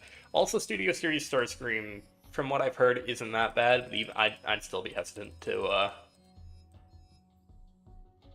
what would he use? I know that there's a sniper section coming up, and I'll stick to the rocket cannon, I suppose. Yeah. Oh, actually, please give me the Energon recharger, my beloved. Okay. Honestly, Barrys, if I hadn't found you, I would have never fully understood the lore. I mean, before I understood it, but you filled in the gaps for me. Yeah, it's kind of what I've dedicated my time to doing now, is becoming the My Name is Life of the Fall of Cybertron, more for Cybertron games. Like Prime's body changing. I just suck, so I have to put it on easy mode. I've played the game so much now that I can, on consoles at least, on console hard mode, I can play that blindfolded. But PC is actually difficult. I I think I didn't fully address it before. I have a conspiracy theory that the PC version of hard mode is legitimately harder than console versions because they knew that more kids were going to play on consoles versus more like actual gamers would play on PC. So the PC settings are like the true settings, and the console ones are like the kiddie settings or the kid difficulties. Yeah, sound wave slugs. Oh yeah, so apparently coming up here in the section just after this, oh, this is gonna suck. Yep. Again, Ultra Magnus and Ultra Magnum. Um, you know what's funny? When I record videos of FOC, I just use my phone and stack it onto things. Well, that's what I used to do. Good old phone on box technique. I'll never hate it. Oh, did I? What? What button did I just press? Oh, I must have picked up the neutron assault rifle from the wall. I was like, how did I just drop that? Let's see here. And sorry for asking that dumb question earlier. I don't have much knowledge on PC. Oh, no problem. I've never used a PC before. I played Cybertron games on PS3. That's what most people outside of multiplayer play it on, from what I understand. Shockwave's gun, use that. Oh, I will actually, the slingshot, because that is pretty fun. Let me try that. Yeah, here we go. Yeah, this thing. This thing's pretty cool. I am sad that we never get to like play as Shockwave using this. You can in the game that shall not be named, but let's see. John 3:16, Christ is King, Jesus loves you all. He is the way, the truth, and the life. Thank you, SMRT. He shows up occasionally and just throws in some Bible stuff, which I don't hate it. I feel like more people could use some Bible quotes in their life.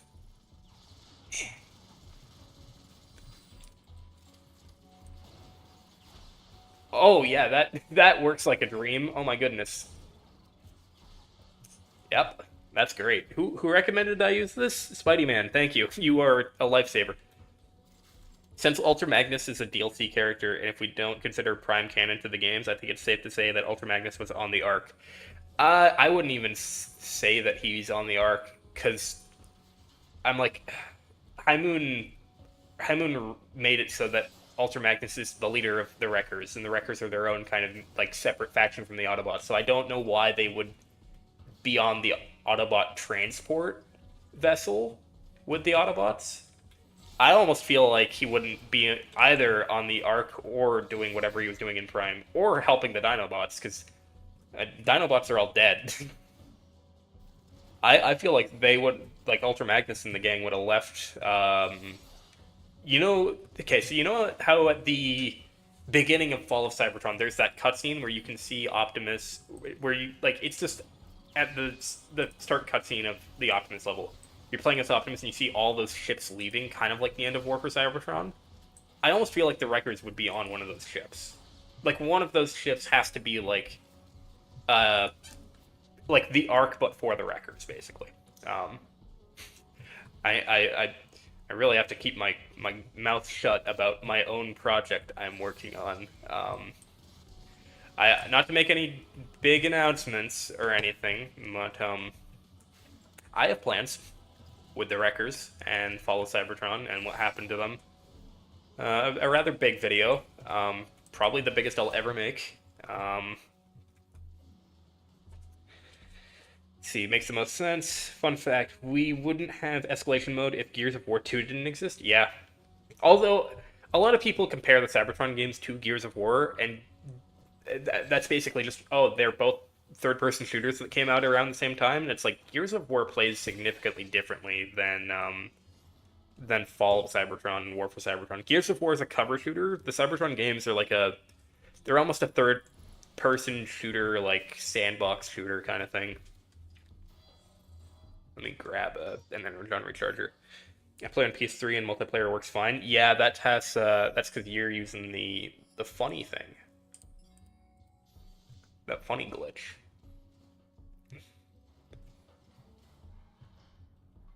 Huh. Yeah, look at that weird stance he has when he's like move when he you can kind of see it here. Like this is such a weird stance. Look at him. Like this is how most characters look, but then like he has this weird stance, which is weird. Uh, let's see here. In Rise of the Darkspark that recently stopped working on PS3 multiplayer? Oh, really? Well, I can say that nothing of value was lost. There's two teams. How do I play multiplayer on PS3? You have to do some weird stuff with like your DNS settings, I think. Um, Ultra Magnus was on the Ark or he was helping the Dinobots. Yeah, again, in my opinion, it was neither. I think that he left Cybertron before the fall of Cybertron happened. I think him and the Wreckers, they left. They bounced. That's why you don't see any of the Wreckers in the campaign of Fall of Cybertron, whereas you see... At least you see RC technically in War for Cybertron. Also, apparently in this room, there's a Decepticon that has Breakdown's legs, which considering this is on hard mode, I don't know how much of a good view I'm going to get of that, but we shall see. He does not have Barricade's legs.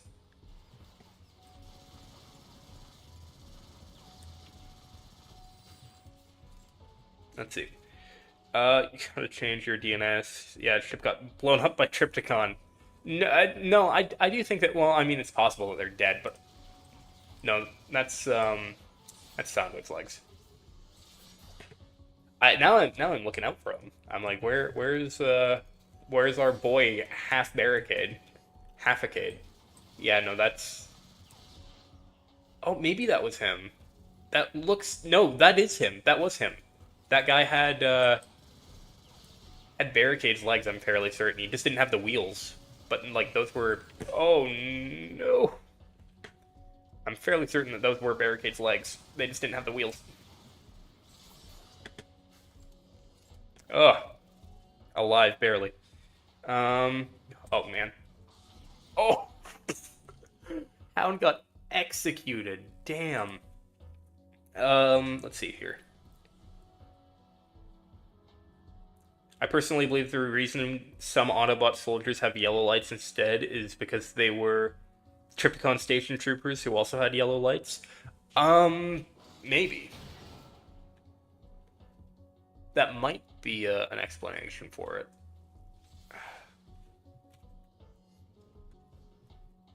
Let's see here. Wasn't this pose just used to promote him in the trailer? It was, but like at the same time, why would they make a custom pose if like that's a lot of work for a trailer?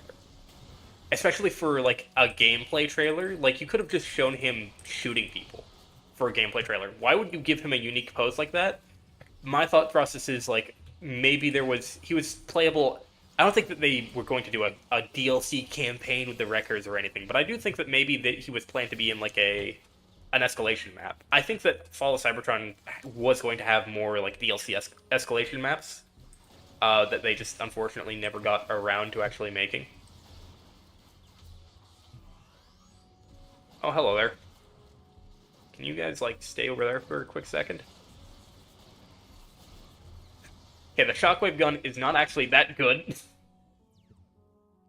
So I was thinking to start making content for War for Cybertron, Fall of Cybertron, Devastation. I just need to record with my phone because my computer can't run screen recording software. I mean, it could work. I don't know how.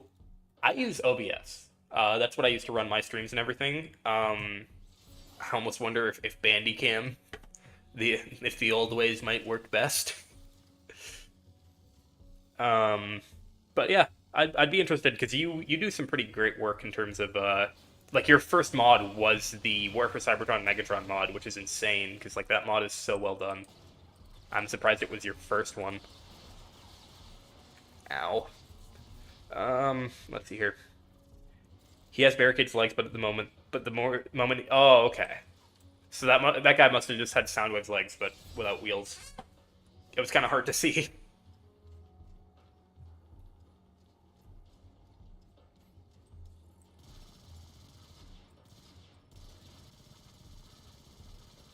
If you're wondering why I'm using the SMG for this, I don't know. My brain is weird. I attribute certain weapons to certain characters, and for me, I've always attributed the what is this? This is the subsonic repeater. I don't know why I needed to check the name of it.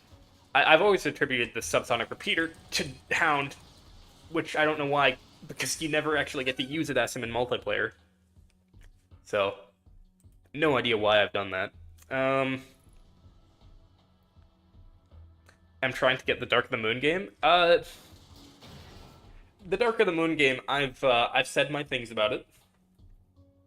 A lot of High Moon fans don't like my opinions on the Dark of the Moon game, which, like, I understand. It was a cool experiment to play. They were experimenting to see how much they could do for Fall of Cybertron. They were experimenting with the stealth sections and everything, and like Laserbeak and everything. It was cool to see them experiment and to get to play basically the experimental version of Fall of Cybertron. But at the same time, like, a lot of that game was really jank, and I didn't have fun with a whole lot of it, which is weird because it's High Moon. High Moon games will either be like the most bland and boring things known to man, or they will be the greatest video games known to man, and there's no in between. It's a nothing video game, it's boring as hell, or it's the greatest thing known to man. No in between. You missed it already. It was an animation for the bot that was cutting the door. Well, if I die again, I'll go into free cam and check them out. Honestly, I wouldn't say Transformers Prime ruined the Cybertron games lore, it just shuffled it a little. I would say it ruined it. Because now I've got Prime fans in my comments every goddamn time I make a video going, actually, you're wrong, because in Transformers Prime comic book, they actually say this, which conflicts to what they say in Transformers Prime itself. It's like, god damn it. God damn it, people. Apparently Shockwave, was actually, according to Transformers Prime fans, Shockwave has some weird stuff going on with him, where it's like, I forget what exactly it was. I was talking about how he's like, oh, Shockwave survived the tower falling on him, and that's how he had to get his new arm and everything, and blah blah blah. And like, oh yeah, no, it's because I was talking about like how the Autobots got to Earth and everything. And it's like, okay, in Transformers Prime, they have it so that RC and Cliff Jumper get to Earth by going through a space bridge at Shockwave's lab. But then, at the same time, they're also apparently on the Ark in the books, and it's like, what? Oh, Prime fans. God, I hate them. I don't like Prime fans, because I make a video, and I'll always get Prime fans. They're like, actually, you're wrong, because I have things that contradict themselves that contradict what you're saying. It's like, come on, guys. Oh, no. That's not good. Okay, go away. Stop it. Okay, thank God, they're both dead. You don't fight him, he just cuts the wall and then disappears into the darkness. He had his legs. Change your DNS network. Okay. Berries, you can check. There is something forward to the path before you fall. Free cam. Oh, damn it. Well, I'll be able to check now. Okay, so apparently if I, like, go back here... Oh, no, that's this area. He cuts this door open. Oh yeah, okay. Oh, he does have Barricade's legs. Yeah, look at that. Oh, he's also got Demolisher. He's got Demolisher's torso. That's weird. This is a weird looking guy. Let's try to finally get past this area, damn it. SMG fits Hound so well. Yeah, I know, that's why I use it. In my brain, I'm just like, yeah, Hound uses an SMG. It makes sense. Barrys, if you could write the entire Transformers Fall of Cybertron and War for Cybertron lore and stories, what would you add or change? Ooh, well, if I could add anything, I would add what I'm currently working on in the background, which is a rather large project that you guys will eventually get to see at some point. I'm 2/3 of the way finished writing it, and it is a massive it is basically a massive love letter to the Cybertron games, to everything that I've learned about their story and their lore, and especially, uh, I'm a writer in my free time, which I haven't had a whole lot of because I've been making videos so much. But I'm a writer in my free time, and I really tried to make it in the spirit of how High Moon wrote these Cybertron games. And I feel like, so far at least, from everyone that I've spoken to, which is people like Delta Tryon, Brush Ranger, uh, people like that, I've received a lot of positive feedback on the writing for my project, which I'll reveal it at some point.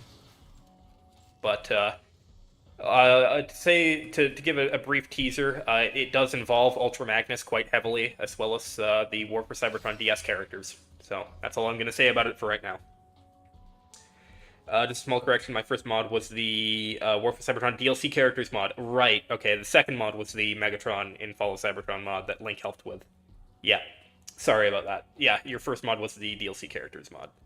I love the Cybertron games and the Prime cartoon, but I will never consider them connected because they weren't meant to be connected. Exactly. High Moon never wanted to be connected to Prime, and the people that made Prime never wanted to be connected to the Cybertron games. So I'm like, okay, screw you, Hasbro. I'm taking the best of the people. I'm taking the opinions of the people who made both of these and saying that they are not canon to each other. But of course, you still have Prime fans that go, "Oh, actually, no, they're totally connected." RC was both on the Ark and also on Cybertron fighting Shockwave at the exact same time because that makes sense. It's like, god damn it. I think like genuinely the most like intact thing that happens between the games, or like that's a super weird way of phrasing it. The most like consistent thing between the two of them is the Battle of Tiger Pax. Like how Bumblebee loses his voice.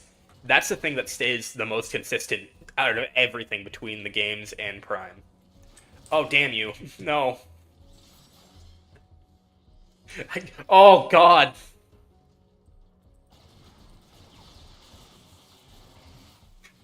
Okay, I got them all. Oh my god, that was terrifying. There was a FNAF jump scare. Jesus Christ. Oh, that scared the hell out of me. Okay. Let's finally get this one over so I can show off some more of the cool stuff.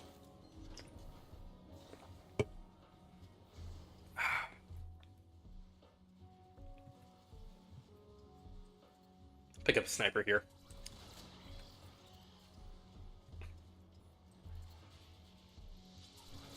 Oh, okay, I got him. Let's see here. There is. Can you check if there's something? Okay, yeah, I read that. Oh, the aligned continuity is very unaligned. Yep, I'm a Prime fan, Berries. I'm sorry. I'm sorry to hear that, Palomka. Although, uh, if you're a Prime fan, how do you feel about what Robots in Disguise 2015 did to your boy Jazz? Also, you're telling me that those two characters are the same? You're telling me that Grimlock is somehow became a Decepticon after Fall of Cybertron, even though he's dead? Yeah, that's great. Good job, Prime fans. Everyone should start calling it the unaligned continuity. That's what I've started doing. Can you check that corridor where you were standing before the fall? I don't. It's probably unloaded now. Yeah, it's unloaded now. Sorry, Palomka. It's. I would, but it's unloaded, and I don't really want to go back and replay this whole level. Oh, you know what? Gambling time. I love gambling. Let's see what we're gonna get. I'll take the photon burst rifle. I'm. I'm not gonna take that. This has been pretty useful so far. Let's see here. Yeah, as a Prime fan and a Cybertron Games fan, I can confirm I know the two are not connected to each other. Good, you're one of the good ones. Quick question, does the 2016 remaster of Fall of Cybertron allow cars to use truck wheels and vice versa? Yes, it does. Yes, it does. That's the cool thing about that's the best part about the remaster is unfortunately it's limited to 60 frames per second, but in multiplayer you can use like truck mode tires on cars, which is super cool. And vice versa. That's an awesome thing that the remaster did that like the original didn't. So props to the 2016 remaster. As more time has gone on, I've become more and more disdainful of that. Even though I actually that's what I used to play Fall of Cybertron on for the longest time. But that was one great thing that it did. Let's see. Even though I am a Prime fan, I think that War for Cybertron and Fall of Cybertron are not connected to Prime. That's my opinion. It shouldn't just be your opinion. That should be fact. Unfortunately, Hasbro was like, "Well, shared universes are making lots of money. Let's do that right now." And then they were like, "Oh, also, we're gonna." So they, my favorite. I love this so much. Hasbro spent something insane, like $2 million, on this massive document called the Covenant of Primus, which was going to be this like massive book that was all about. It was going to basically be like the outline for this shared universe. They spent $2 million on this goddamn book, and then they were like, "Okay, time to put this into action." High Moon Studios, here's this amazing book you have to follow, and High Moon Studios immediately looked at the book and went, "Yeah, we're not doing this." $2 million, and High Moon just went, "No, we're not going to do it." And they were like, "Ah, damn. Well, hey, Transformers Prime, look at this awesome book called The Covenant of Primus. You guys should do this." And then they went, "No, we're not going to do that." They also did that. It's great. Oh, and gameplay photos from some game journal sites. Look at this guy. How does this guy not have a name? What should we name him? He actually... So this guy has... This is super cool. He has these parts on him. These parts, like those legs and those arms and everything, that's from Fall of Cybertron to Eject and Rewind. There's somewhere in the game files somewhere. Somewhere in the game files you can play as Rewind and Fall of Cybertron, and I need that. I need that, damn it. I'll take a clutch. Chaos Rift Combustor? Yes, sir. This gun seems to fit Hound really well. I really like the Chaos Rift Combustor. I like the Prime show, but the lore sucks. Real. I hate Rid 2015. Good, Palomka. Let's see. Without mods, right? Yes, without mods. You can use all wheels across all classes. Except on, like, PlayStation 3 and Xbox 360, I'm pretty sure. I'm pretty sure those are locked to whatever class you're using for some reason. I always thought of Rid Grimlock as a different character. They just share a name. That's the explanation for it, but, like, that's stupid. You're telling me that there's a character that has the exact same name that happens to also transform into a T-Rex? And that they aren't the same character? Like, that's stupid. That's the most, like...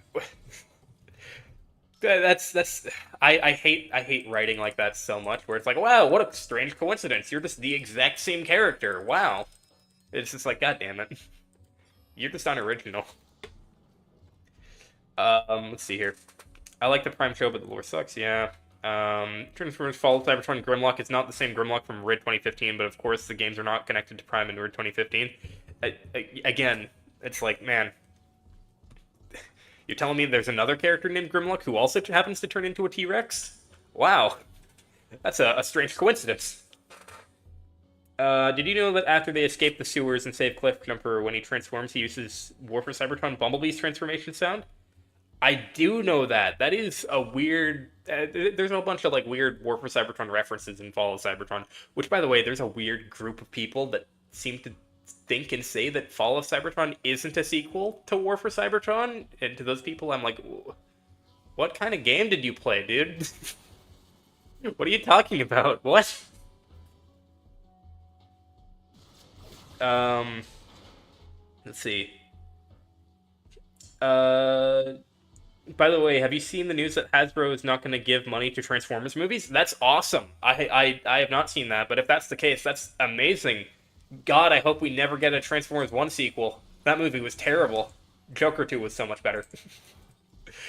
That's not even me being... That's not me doing a bit. I legitimately think Joker 2 is a much better movie. I had more fun watching Joker 2.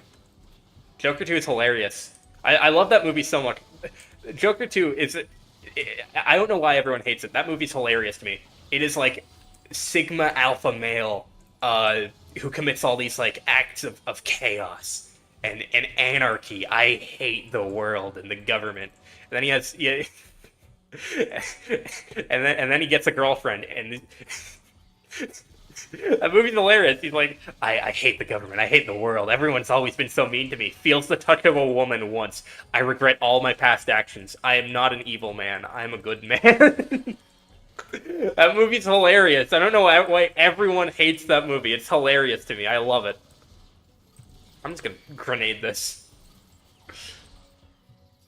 That movie's great. I don't care what anyone says. I love it. I find it hilarious.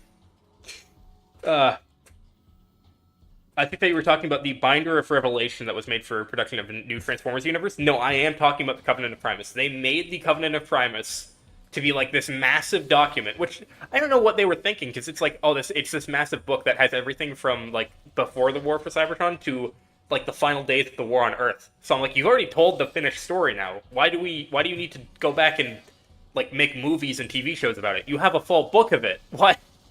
You've done it already. You've done this story. So that's what I don't understand about the Covenant of Primus. But I would love to eventually get my hands on the Covenant of Primus copy, but I know that they go for literally $3,000, so I know that's probably never going to happen. So I'll just keep on using the Wikipedia page. Speaking of the Covenant of Primus and Transformers books, today was the day that I was supposed to.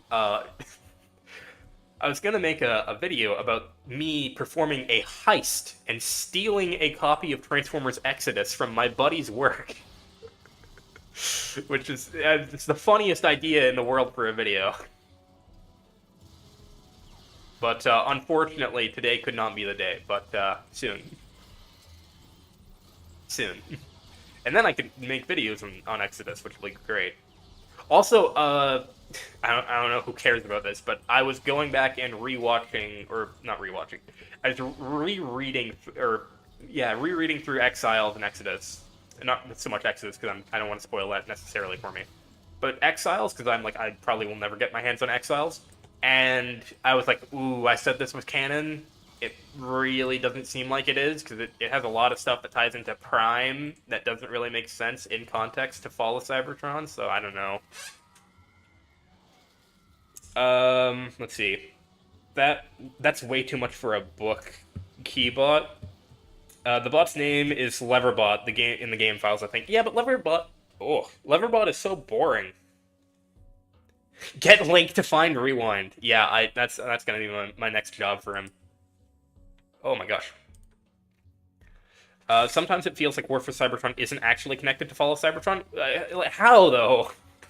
Like, they use the same designs. The story continues 20 years after War for Cybertron ends, which, like, sounds like a lot of time, but, you know, considering Transformers lived for millions of years, that's, like, I don't know, that's, like, a month, basically, after War for Cybertron ends. Like, Triptychon is still in pieces after crashing into Iacon in War for Cybertron. Like, you get to see the direct consequences of the War for Cybertron campaign in this game. I don't understand that argument that, like, oh, the game, it feels different from War for Cybertron, because to me, it just doesn't. I desperately need a sequel to Fall of Cybertron. If a sequel were to be made, where do you think they should go after going into the portal? Well, if it were up to me, I would have them go through the portal and immediately arrive on Earth, and have a lot of the game be set on Earth. Well, okay, have like half the game be set on Earth, and then halfway through it, you know, Optimus dies, because it's kind of like the G1 movie. Optimus Prime will die. And they're gonna take off, and they're gonna escape to go to Junkion or whatever, and then basically have it be the G1 movie. Have Unicron be in there at the very end. That's like a final boss fight. Have Galvatron replace Megatron and stuff. You know, have a bunch of fun stuff like that. That's what I would want from a Fall of Cybertron sequel. But I would have it be on Earth. But what High Moon had planned for the longest time is they were going to have it.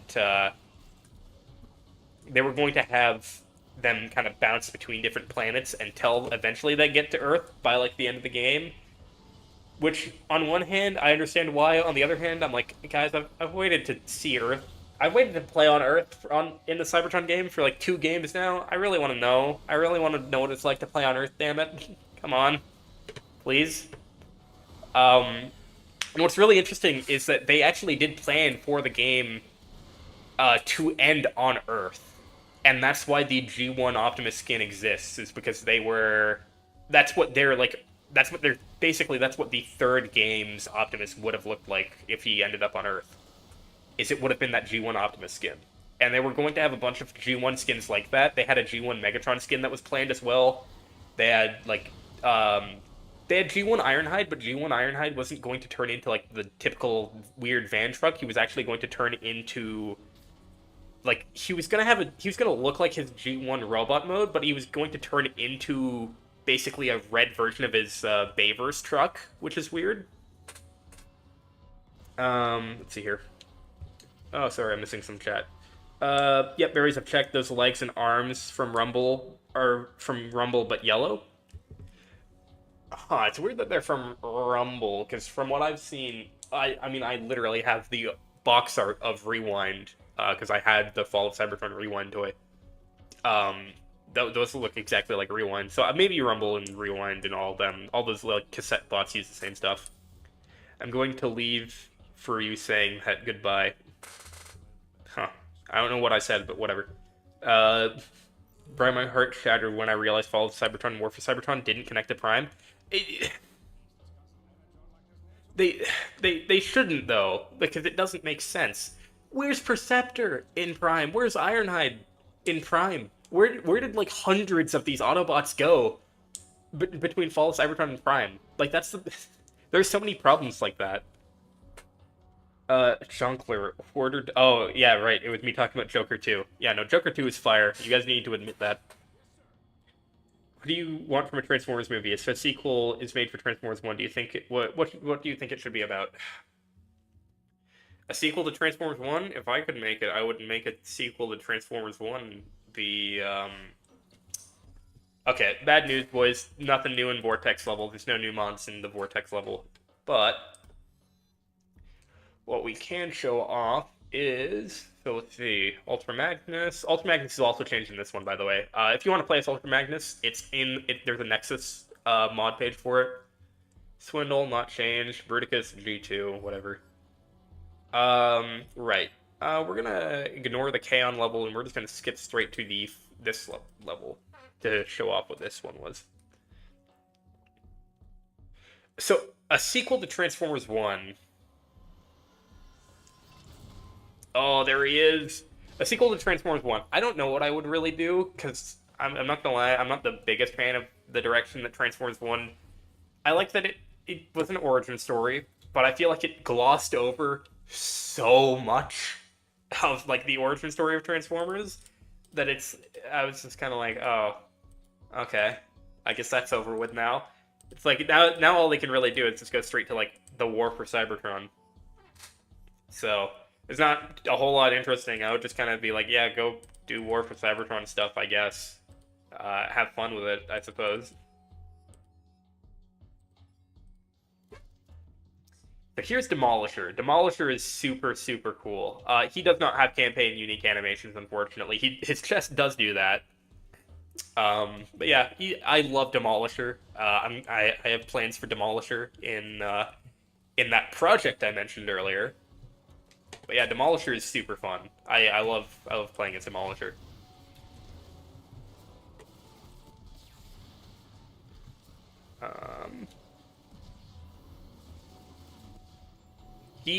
Demolisher in the games is super weird because he's not a G1 character. He's technically based off of an Armada character, but like he's so different that it's kind of like Scattershot, where he's like his own unique character to the games. Like he's a game original character, which is fun. I don't know, there's no lore explanation that I've been able to find as to why he only has one eye, which kind of sucks. I would love it if there was something.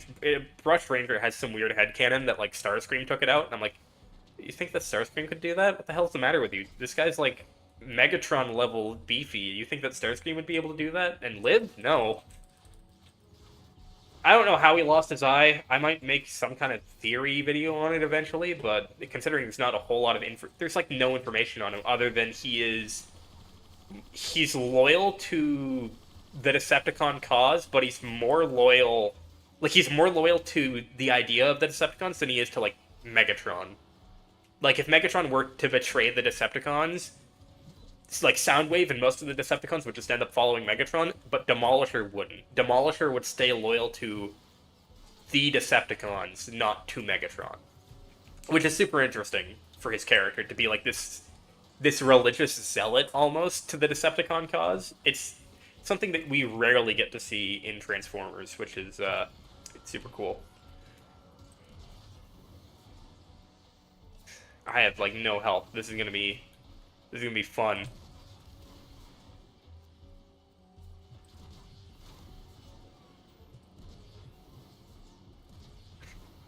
Oh, can you spare me a puny piece of energon? I'm marved. Okay, let me try to catch up on chat here. One thing I hate about Bayverse is the fact that they made the Autobot insignia seem like it was some ancient powerful source that is only put on special Cybertronians. Yeah, that is kind of stupid. Berries, you had to do Smasher past your list to get Exodus, right?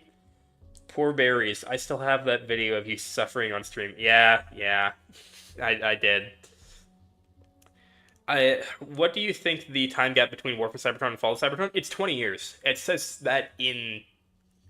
I think it's the Covenant of Primus where it says that, but it might be something else where it's like, yeah, there's 20 years difference between the War for Cybertron and the Fall of Cybertron. Transformers Fall of Cybertron with the War for Cybertron, Optimus, and Megatron designs makes so much more sense if we ignore Megatron being smashed to bits by Metroplex in Chapter 3. Yeah, I will admit, like, the Optimus one, as much as War for Cybertron Optimus isn't my favorite design, I understand why people like it, and I understand why why people would want to use it in Fall of Cybertron. I just prefer Fall of Cybertron's design. Let's see. Well, Cybertron in Fall of Cybertron looks way different than the Cybertron in War for Cybertron. Well, that's because the reason why Iacon looks like this in Fall of Cybertron versus how it did in War is because Trypticon smashed into it. Like, you get to see... It's super cool, because I say that... I've said previously that, like, Reactivate is the first post-apocalyptic Transformers game, but technically that's not true. Fall of Cybertron is awesome, because, like, in the lore, this is post-apocalyptic Cybertron. This is, like, the Autobots' capital city has been completely destroyed and, like, rendered to dust. Their once great towers are now collapsing. Like, their buildings are falling apart. They're running low on energon to the point where they have to cannibalize their, like, wounded soldiers. The Autobots have to cannibalize them for energon.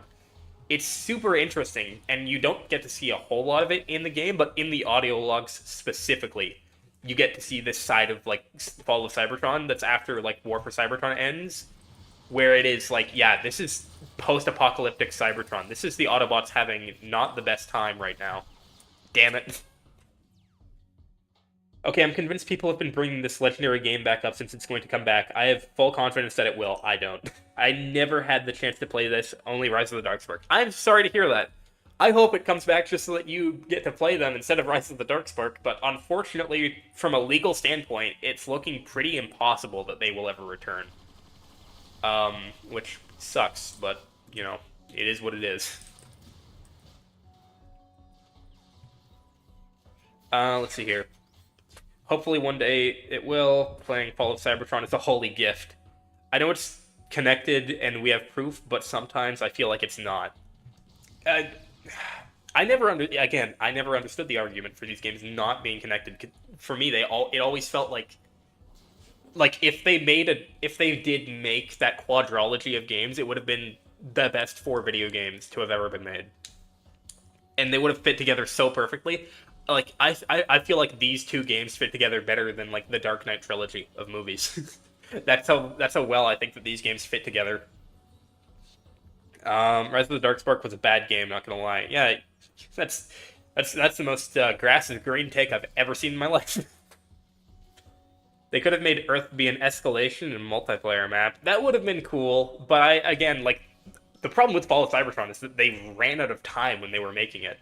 This game was... So War for Cybertron, they had 4 years, if I'm not mistaken. They had 4 years to make War for Cybertron. And then Fall of Cybertron, they only had 2. So Fall of Cybertron is significantly more rushed than War for Cybertron is, which is insane because Fall of Cybertron has so much more content in it than War for Cybertron has. It has so much more characters. It has more multiplayer maps, not including DLC maps for War for Cybertron. It has more multiplayer maps. It does not have more escalation maps, but escalation got hit pretty hard in Fall of Cybertron. I still like escalation in Fall of Cybertron though. I feel like it's really fun. Let's see here.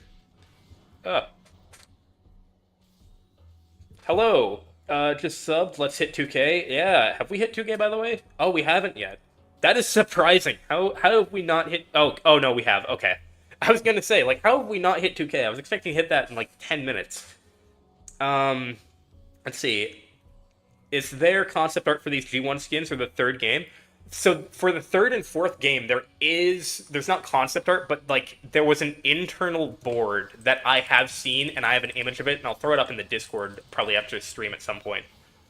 There is an image of, like, of a board that High Moon made of these 4 games that they had planned. War for Cybertron was the first one on the board, then Fall of Cybertron, and then after that was going to be the prequel game, Rise of Cybertron. Which, by the way, if you're wondering, Rise of Cybertron was technically never, like, canceled. It was kind of just slowly evolved over time as High Moon Studios got enslaved to the Call of Duty mines. They got, what was it, Certain Affinity to start working on Transformers Rise of Cybertron, which then became Transformers Rise, which now is called Transformers Reactivate. So, like, it's changed so much over time that now it's not even a War for Cybertron prequel. It's a post-apocalyptic game set on Earth. So, which honestly, by the way, I really love. I know that a lot of people are like, oh, I hate Reactivate because we haven't seen a new trailer in a year or two. But, like, I still love Reactivate. I love the idea for that game. I love everything that that game is doing. I think that that game is great. But...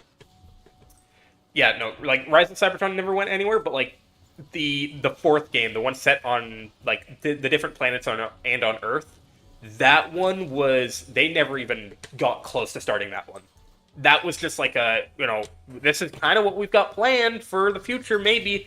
That was as far as they got. They got some words on a board, is as far as High Moon ever got with their, like, third and fourth game. Which is very sad. They never got to, like, concept art, they never got to pre-production, they just got to pitching it to Hasbro. Which, from what I understand, Hasbro was on board with most of it. Because, like, these games, they didn't make a profit, but they also didn't, like, they didn't bomb. They kind of broke even every time. So, let's see here. Like, in universes. I liked Cybertron's terrain in War for Cybertron because it looks like a genuine metal world, but in Fall of Cybertron has terrain that reminds me more of Earth. 2,000 subscribers. Yeah, we hit 2,000. Yeah, the reason why it reminds you a lot of Earth is because, okay, so the texture work does not do a very good job, I will admit that. But basically what the idea is supposed to be is that, like, so I'm standing on a road. You know those highways in Iacon? I'm standing on, oh, hey, Moonbase. I'm standing on one of the roads right now. It's been bombed for so many years. It's been, like, shot at and blown up and destroyed so much that it's been ground into this fine powder that now makes up, like, these rolling hills. That's terrifying. Imagine, like, the buildings in New York getting bombed so much that they turn into a fine powder. That is terrifying. And, like, you really only get that if you read into the lore of these games, which is unfortunate, because I feel like it would be so much cooler if, you actually... I know they were limited by their technology at the time, but still. It would have been cool. Connecting Transformers Prime to Fall of Cybertron is horrible. If anyone has forgotten, Megatron discovered Dark Energon in Prime at the start, whereas War for Cybertron Megatron already found it and used it. Megatron also got rid of Starscream. Also, Starscream is like, Dark Energon, what is that, in Prime, despite working on Trypticon Station in War for Cybertron. Yeah, Prime is... It's, okay, I don't think that the show Prime is bad. I say Prime is horrible because I'm so tired of the fans that constantly comment on my videos like, actually, you're wrong, because in Prime they say this about Dark Energon. Megatron actually has no idea what Dark Energon is, even though he had it in these games, which is why the games are actually connected. And it's like, what are you talking about? You need to take your pills, damn it. Yeah, you can if you look at the comments, I just become openly hostile over time to these people. My iconic line: "If you're going to be stupid, do it in someone else's comments." Because I'm just so tired. I'm like, I'm never going to be able to convince these people that they're not connected. So I'm just like, screw it. I'm just going to start insulting them. If I can't convince them, I'll just make them more mad. Why not? That's my logic. Oh, I would love some energon, but since I can't have any, I'll just. From my understanding, also, as well, there's someone in the Fall of Cybertron modding community we're about to see. Someone in the Fall of Cybertron modding community is working on making or like changing Devastator, not Devastator. What's his name? Bruticus's colors to be like Ruination, and that's gonna be cool when that mod eventually comes out. Let's see. Is it just me or is he lagging? Am I lagging? I think everything is okay for me. A theory of how he could have lost his eyes. He was caught off guard and sniped. I mean, maybe, but it's just like, yeah, sure, he could have just been shot, but like that's kind of boring. Where's like the grand fight that happened between him and Warpath that resulted in him losing his eye or something? Like, where's that? Like, he could just, yeah, he got shot by an Autobot and lost his eye. But like, that's boring. There's nothing to that. I can't make that video's gonna be 30 seconds long. I can't make a video on that. The way I see it, if a Decepticon is loyal to Megatron more than to the cause, they're evil, loyal only to themselves. Evil, loyal to a cause is more than anything, are good guys. 20 years? Wow. Yeah.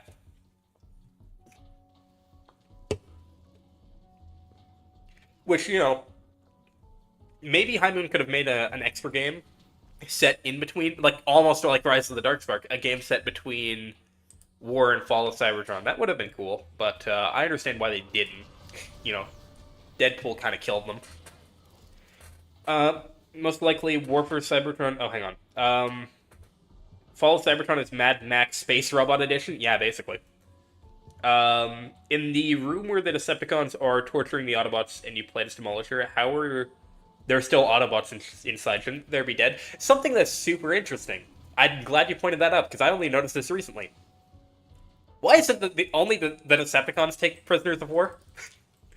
Isn't it odd that in the Cybertron games, the Autobots, you never see the Autobots taking prisoners? Wow.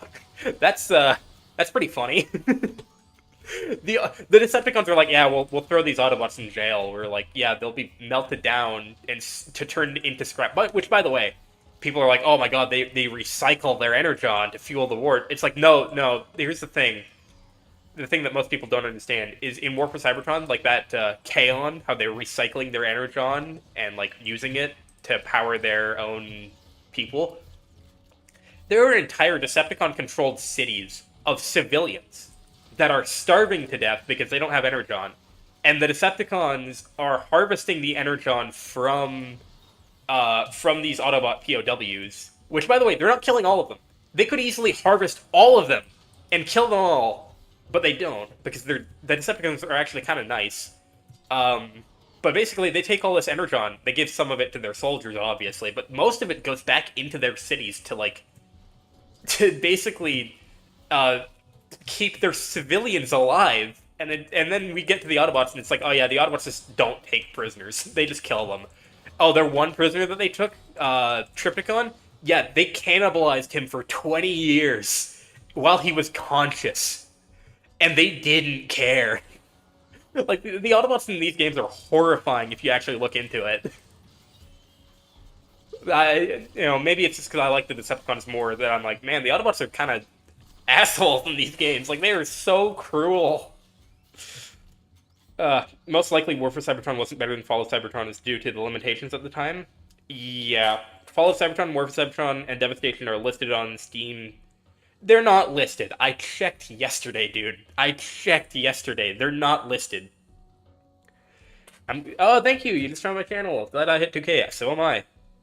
Refresh the channel page and it says 2K. Yeah. Did you know Breakdown's concept art for War for Cybertron was originally a slightly altered barricade?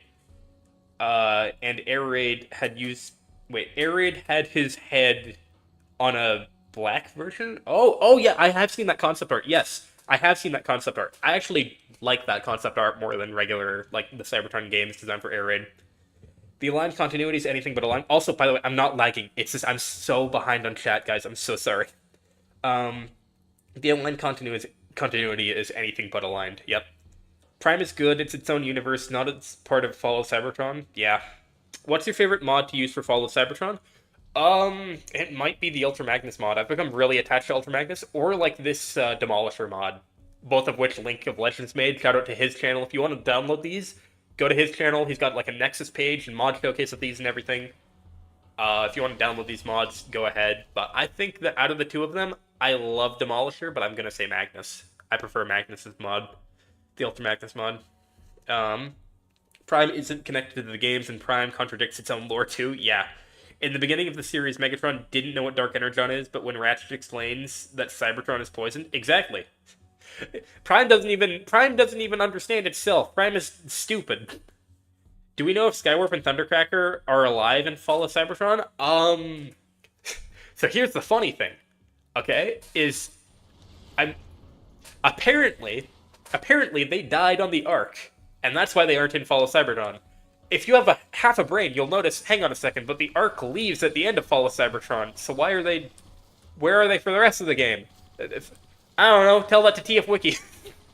Tell that to Prime fans. I don't know, this is the terrible part about what I do, is I'm like, I would love to, do this, like, very heavily, like, lore, like, in-depth lore discussion about these games, and, like, like, my name is Bife is, like, my biggest inspiration, for making this series and everything. And so I want to have that kind of, almost like Destiny, but, Destiny's a live service game, whereas these games have been wrapped up for 12 years now. And it's really hard, because, like, the books and everything contradict it so much that it's, like, the way I see it, okay, I made a comment about this recently, but I'll say it here for, like, the 15 people that are in the chat right now. The way that I look at things, or the way that I decide, like, what is canon and what isn't, is, first of all, if it's from, like, the Covenant of Primus, and it takes place before War for Cybertron, it's canon. So all that stuff with, like, the 13 Primes, the extinction of the Predacons, all that stuff, I'll consider it canon to the games. Because, there's nothing in War and Fall of Cybertron that contradict that. The second that War and Fall of Cybertron start, that's its own universe that just takes things from the Covenant of Primus. And then once Fall of Cybertron ends, that's like the end of the universe, basically. That's like the hard stop point, basically, for where things after that, it's like the books and comics and stuff start getting messy because they have no real, like, the games aren't holding them together, so they've got nothing to base themselves on other than whatever author wants to happen. And so that's the biggest problem with it, is that you have a bunch of authors that have these really good ideas. And, like, okay, here's the thing. My problem with them isn't necessarily that they're bad ideas. I don't mind Ultra Magnus being on the Ark. I don't mind him helping the Dinobots, even if I think they should be dead. I'm like, yeah, I can believe that the Dinobots survived. Not Sludge, but, like, the rest of them. But the thing is that they try to have all of these authors' ideas be canon at the same time, which just doesn't work. And it makes my job really hard, so basically what I have to do is be like, alright, what would High Moon do? What would High Moon want? And I just kind of look at it from that angle, and I go, okay, whatever High Moon would have canon, that's what I try to go with. Which, considering I've watched a lot of High Moon Studios interviews with, like, Matt Teeger and them, and just the amount of research and reading that I've done on these games, I feel like I've earned my say as to what I think High Moon would consider canon, even if I don't personally know anyone from High Moon, or that, that worked on these games. Did you know that, the blah, blah, blah. Do we know Skywarp? Yeah. Didn't the Autobots use Trypticon as a living battery? Yeah.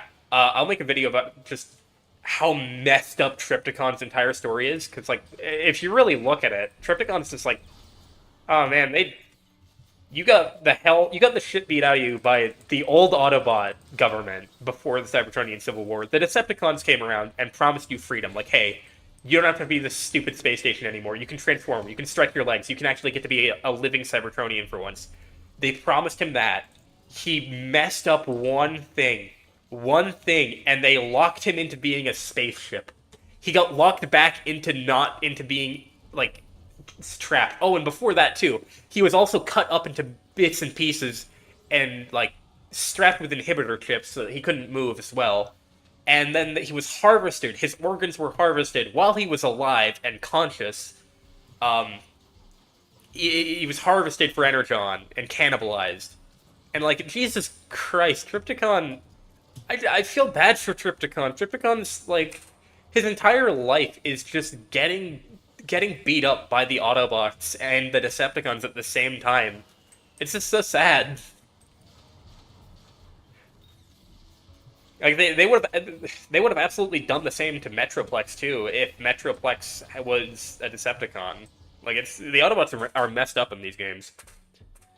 I think that most Decepticons are genuinely good people who are fighting for what they believe is right. Yeah, no, like a lot of people are like, oh, Megatron is so like he's so evil and he's so comically evil in the game. It's like, I mean, yeah, he was enslaved for like hundreds of years by a corrupt government, you know. And then Optimus shows up and he's like, I'm going to lead this corrupt government now. Your old friend, and also, the president that like enslaved you and was super corrupt last time. Guess who's the new president? Me, your old friend. It's like, do you blame Megatron? It's like if your friend showed up and was like, yeah, hey, I'm the new Führer of Germany. I'm gonna make it better this time though. Don't worry. It's like, no, you idiot. Stop it. That's basically what Megatron's thought process is. He asked them to leave and work with Cybertron, but they wouldn't.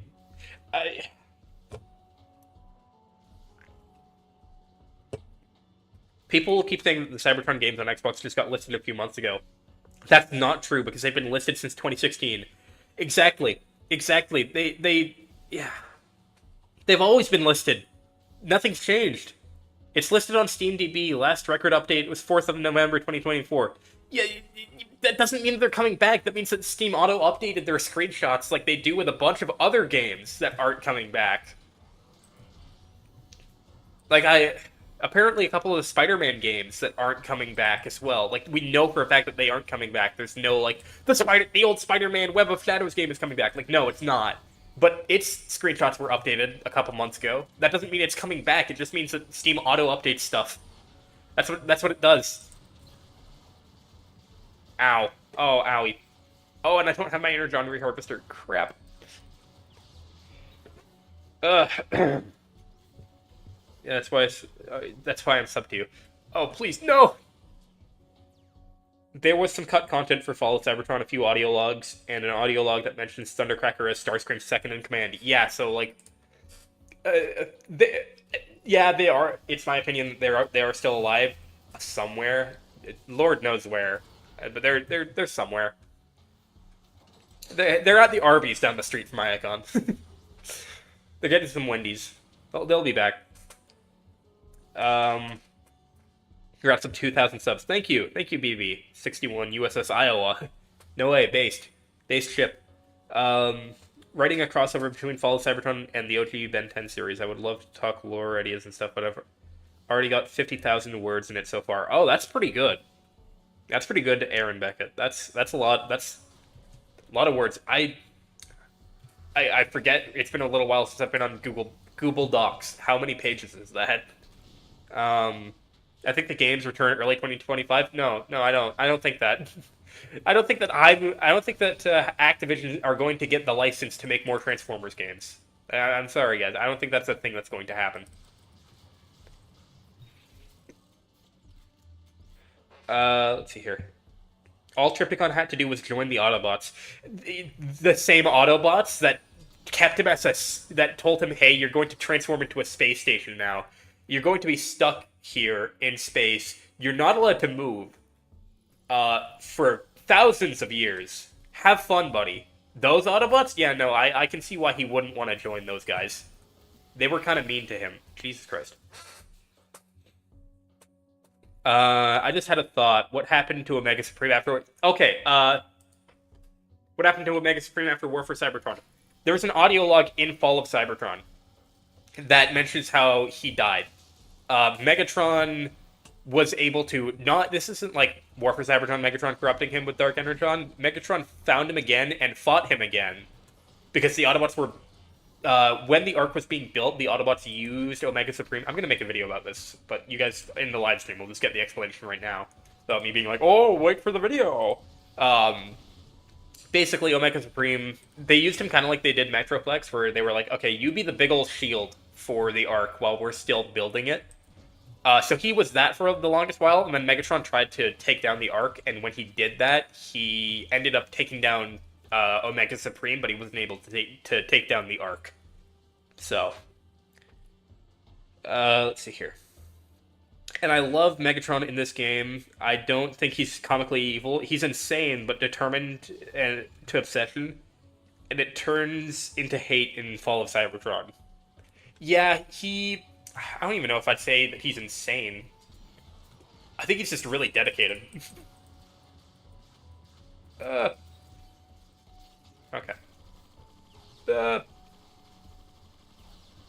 X18 Scrapmaker, my beloved. I'm pretty sure in War for Cybertron, it's the X16 Scrapmaker, so it's weird. It's cool that you get to see, like, the weapons evolution between the games. What's also weird is that a lot of the Fall of Cybertron guns are older. They're older models because they ran. So in War for Cybertron, they had like they were using a lot of the newer technology. That's why a lot of it. So that's why all the guns changed appearances between War and Fall of Cybertron.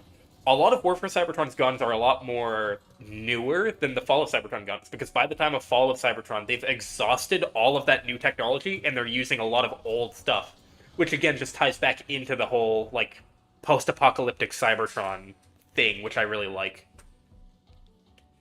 When I booted up Call of Duty Black Ops 6, High Moon was shown in the developer credits. Still use their old Cybertron logo. That's sad. Those poor guys. I want to free them so bad from the Call of Duty mines. They don't deserve it. I have no idea how many pages so far. I pretty much wrote the final cutscene of Fall of Cybertron as the prologue, made it 5,000 words, and crash landed between episode 4 and 5 of the OG Ben 10. I've never watched Ben 10, but if you want to talk like Ben 10 stuff, go head over to Brush Ranger. His channel will be linked in the description.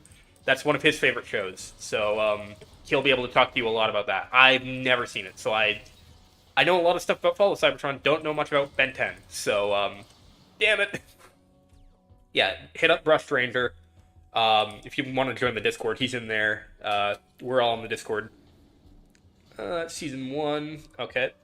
Omega Supreme was one of my favorite characters from War for Cybertron, and he didn't appear in Fall of Cybertron. I think that Omega Supreme and Metroflex had the same voice actor too.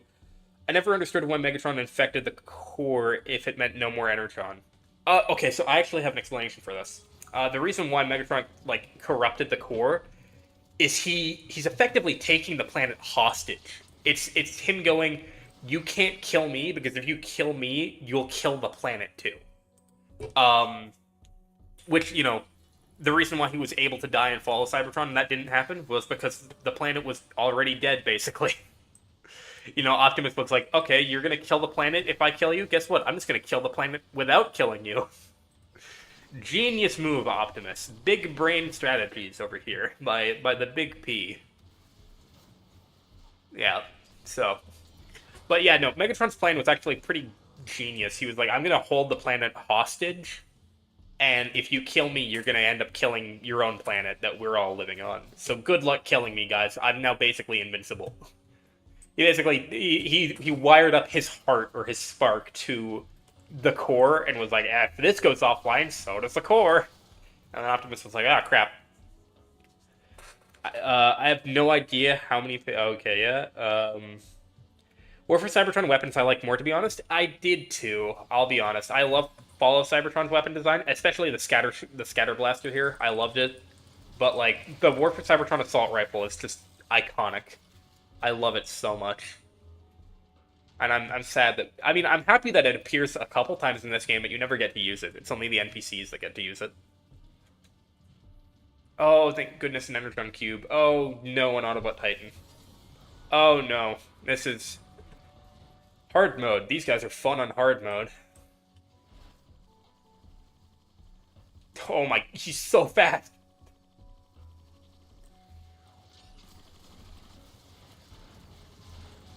Oh, he's so fast.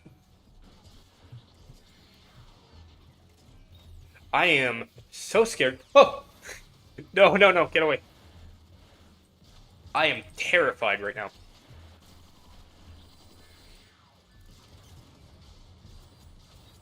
Uh, uh, I'm too scared to look at chat. He might kill me. Oh my god, this is pathetic. Oh, no, please. Damn it. Go away.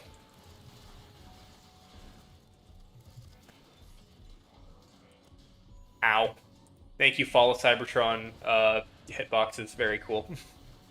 Uh, okay, this isn't that bad. I can kind of just chill up here. Oh, there we go. He's dead. Woohoo. Ow.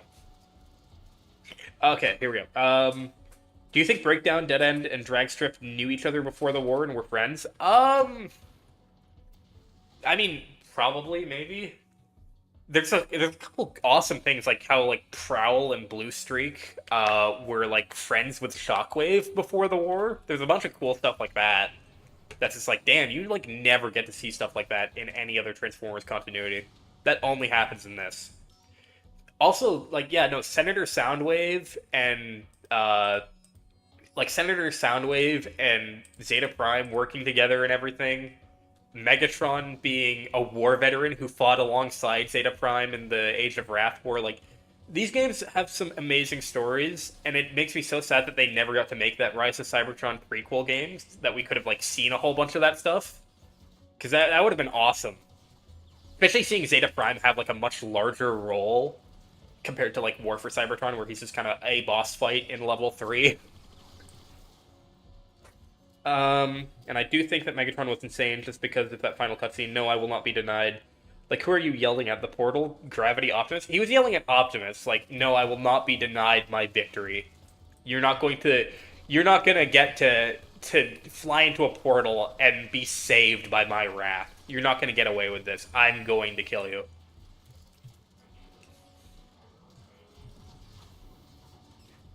Let's see here. Omega Supreme, Metroplex, Ratchet, and Megatron all share the same voice actor, meaning Fred kills himself twice. Yep. Yeah, High Moon voice actors are just built different. I'm very glad that we're going to get... rumor has it, I cannot confirm this 100%, but from what I've heard, Fall of Cybertron, War for Cybertron, Megatron, that voice actor is going to come back to play Reactivate Megatron. Which, considering how that is, like, the only voice actor that I prefer to Frank Welker for Megatron, yes, please. Whether or not he will continue to play Megatron in, like, post-launch content is unknown. Same thing with, like, Peter Cullen voicing Optimus. Like, I have a feeling that Peter Cullen will voice Optimus for Season 1 of Reactivate, and then after that, if it does get, like, a Season 2, which, I mean, they have it planned, if it does get more seasons, then I bet they'll bring in John Bailey. I will definitely join the Discord, but I'll talk to you about Fall of Cybertron lore. My idea for the overarching story is Ben will eventually use the Omnitrix to purify Cybertron's core. I have no idea what the Omnitrix is capable of, so maybe that's a possibility. I don't know. Again, I've never seen the show, so, like... Rush Ranger tried to get me to watch it. I kind of just yelled at them, as I do, so... Megatron poisoned the core of Cybertron because he thought that he could control Cybertron by using Dark Energon, which led to disaster. Yeah, he also thought that, like, okay, that's the reason why he has, like, power. That's the reason why he can do the infamous face room for those War for Cybertron players in the stream. Also, I've been playing as Demolisher for a little while now. I'm gonna quit out of this. We're gonna go play a different level here. This is one I'm gonna play as one that was not made by League of Legends. I'm going to play. I don't know who made this one, but I really want to. I want to play it on stream because I think that this is super cool. I want more mods like this. So you might be noticing something off about the character I've chosen, or about the character that I'm playing as.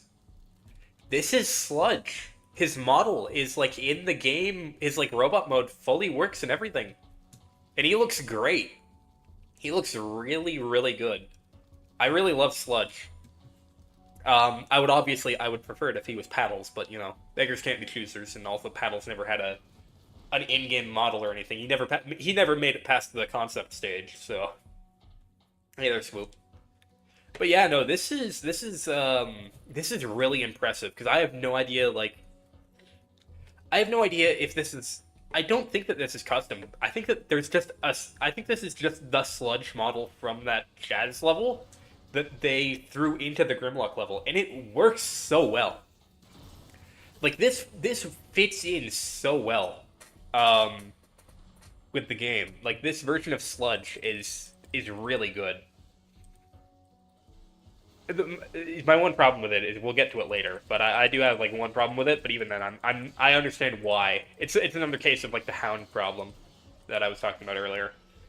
There's going to be a lot of twists and turns between then and now. The subsonic repeater was my favorite, and on top of that, what was he doing? What was he being denied? Control of Cybertron, stopping Optimus and the Autobots from leaving. I love Megatron, and especially this iteration, but I'm so confused. Um, eh. From leaving. Hey, Megatron's plan is definitely well, okay, so basically, what happened, okay, is he's like, okay, I'm gonna hold the planet hostage. If you kill me, you kill the planet. His plan was not to kill the planet. He didn't want Cybertron to die. His plan is almost like a. He's very nationalistic. Well, not nationalistic, I guess. What is it? Planetistic? He thinks Cybertron is like the greatest planet on in the universe, which, I mean, to be fair, it is, objectively. Every other culture sucks, but he loves Cybertron. Like Cybertron is his be all end all, and this Optimus just kills Cybertron. Like to the think about it from the Decepticons' point of view. It's like, okay, we've got control of the Cybertronian core. We're keeping it safe. Okay, they lose control of the core, and then it shuts down the second that Optimus goes down there, and the Autobots fuck with it. And it's like, oh, the Autobots killed our planet. Like, so now it's like, oh, we're not letting them leave. They killed our planet. We're not going to let them abandon us on this planet after they destroy it. No, we're gonna kill them all now, which is totally fair and reasonable. I don't know if we spoke about this before, but the next game in the High Moon lineup was Beyond Cybertron. Yeah, I was talking about that earlier in the stream. How long is this stream? Oh, 2 hours already. Uh, while you're good, I understand Ben 10 was a childhood show I loved, but learning more into the Transformers universe to build my fanfic. I won't bore you with the Ben 10 lore. Uh, if you want to talk to me about War for Cybertron, Fall of Cybertron modding lore, I'll do my best to help out. Congrats on 2,000 subs, and I have to go now, so have a great rest of the stream. Have a great day, Cacme. I hope that whatever kind of projects you work on next, I hope it goes smoothly for you. Well, we know which alt node we would have for Sludge, like seeing in the game. At some points he had it. Yeah, in the credits he has it, but from what I understand, that's like a idle animation of his, oh. That's like an idle animation. Like he does, okay. Basically, spoiler alert, our homie, Sludge here turns into like the T-Rex Grimlock's mode. Um, which is fine. I would obviously love it if I could play as the Brontosaurus, which paleontology nerds don't come at me. I have an explanation. I would love it if I could play as the Brontosaurus, but I understand why. It's because like it doesn't have animations, that Brontosaurus. It has that like walking idle animation, but it has no attack animations. It's got no jump animations or anything. It has no boost animation, no sprint animations. It's got nothing. So like it wouldn't work that well. It doesn't even have turning animations. Like it can walk in a straight line and that is it. You try to turn and it doesn't work. So yeah, I understand why that Brontosaurus thing we don't get to play as it in game. Again, Fall of Cybertron is super rushed. If it wasn't, I bet that they would have made Sludge like an actual multiplayer character, but yeah, it was a rush game. Uh, I had this idea for Dreadwing to die, already wrote that and stuff. And the main Ben 10 villain is like 12 to 15 feet tall, and the Ben 10 continuity, so I have him repurpose Dreadwing's carcass. I didn't even know that. I don't. It's cool that you're adding Dreadwing to the game, because I don't think that he's in the games, but I don't mind him being added. I don't mind them. I don't mind fans like adding their own like custom Cybertron characters as long as it fits within like the Cybertronian, like their design. Like I hate it. I hate it so much when I see people just use Prime designs alongside like War and Fall of Cybertron designs, because it's like you're missing out on the Tron lights. You're missing out on like the beefy design that High Moon went for, and so that's you're using the wrong design language here.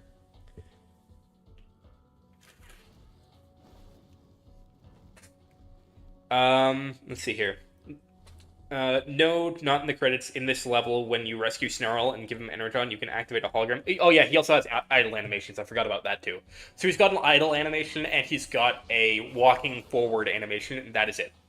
Like I've spoken to the person that made this sludge mod, and like I've had it explained. They've explained why they didn't include the Brontosaurus mode, and I'm like, yeah, fair. Um,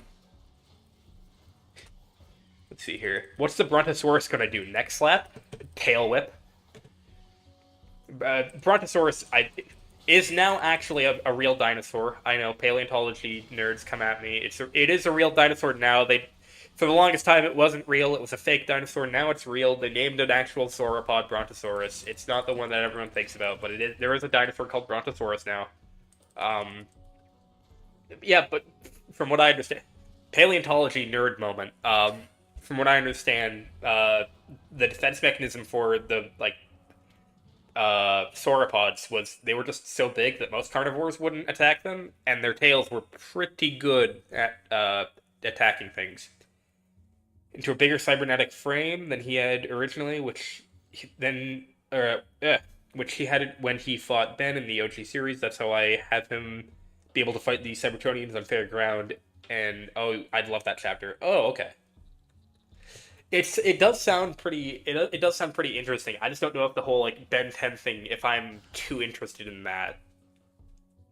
I have a feeling that plenty of people will like it. It's not what I'm personally the most interested in. Can I move, please? Thank you.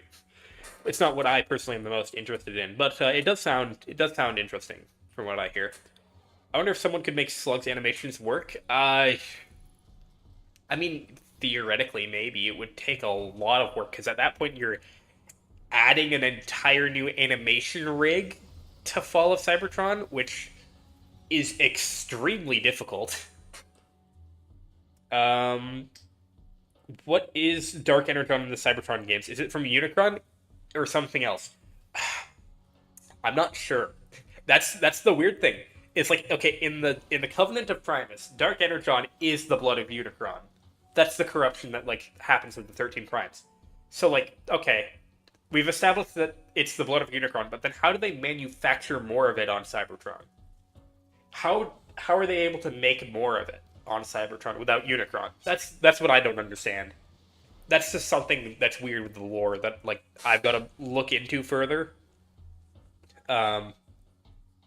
Did you notice that when Megatron Demolisher was talking to Optimus's hologram, it showed Ultra Magnus's model instead, but it was... Yes, I did notice that. That was something that Link did. We don't know why he's missing textures. We don't really know how to fix it, but yeah, he did that on purpose. He replaced Ultra Magnus, like, in everything.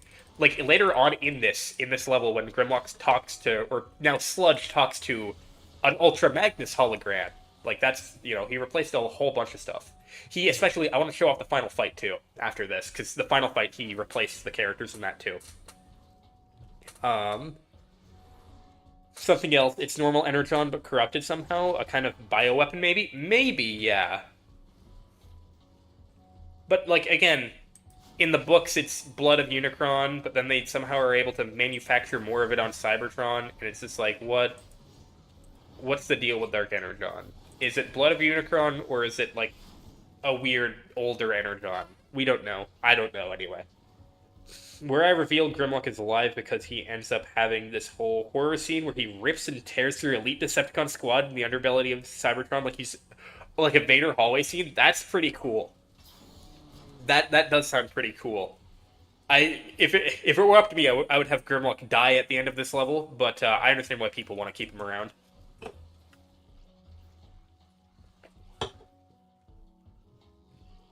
Hi guys, come here. I'm gonna kill you now. Okay. Let's see here. Bro, this is so cursed. Sludge is a T-Rex. Yeah. Imagine Omnitrix scanning a Cybertronian. Primus Demand is back. Sweet. I'm doing a more Game of Thrones type thing where I have a ton of characters, all with different plots and stories going at once. So Ben isn't the main focus. Heck, Megatron isn't the main bad guy. Okay. What mods do I have turned on? Okay, I think I've shown all of them at this point. I have the Sludge mod turned on. I've got Ultra Magnus as Optimus. I've got Demolisher as Megatron. And I've got Hound as Jazz, and I think that's all I have installed. We'll see we'll see in the final level. Who would you have as voice actors for some of the characters that don't talk, like Dragstrip, Deadend, and Quake? Funny you should mention that. If anyone, if anyone is interested in voice acting and they feel like they would want to try voice acting for that project I was mentioning earlier, hit me up in the Discord. I have a couple characters that still need voice actors, and I would love it. Especially because right now we've got a whole bunch of Australians. Australians and Canadians, and I'm like, damn, I would love an American voice actor. That would be nice. Because like I'm fine with the accents, you know. High Moon used a bunch of British accents for their characters and everything, but like there's certain characters that I'm like, I really need you to have an American accent. You really got to sound a certain way. But for like certain characters like Demolisher, I don't even know. I'm not too keyed into certain voice actors and everything to like the names of people and everything. Demolisher, I would love it if Keith David played Demolisher. I feel like that would be like a perfect role.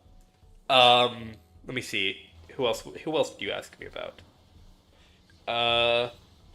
Dragstrip. Dragstrip, I would probably just have like what's his name? Nathan Fillion as Dragstrip, maybe. And then Deadend. I feel like Deadend had a voice actor in War for Cybertron. Maybe I'm mistaken though. Hang on a sec.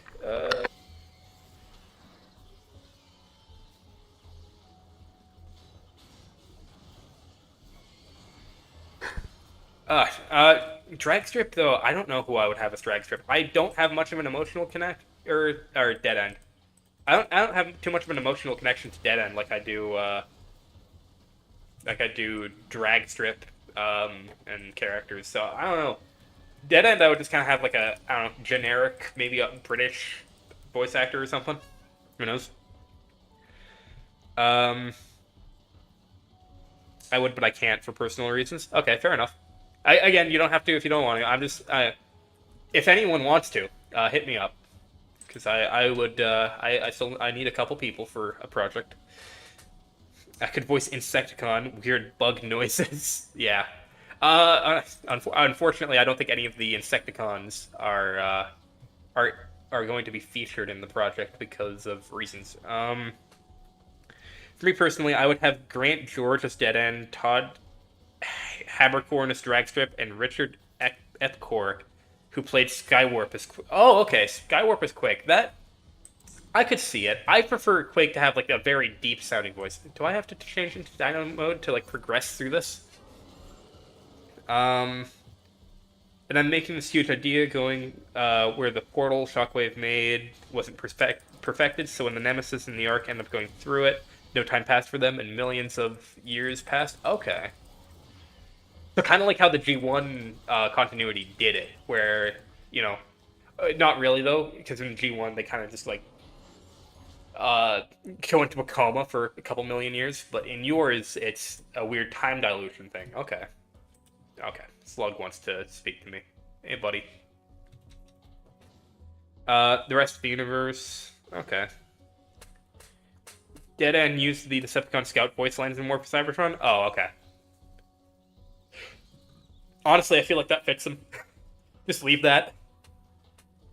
Oh, Steve Bloom. Steve Bloom is Dead End. Done.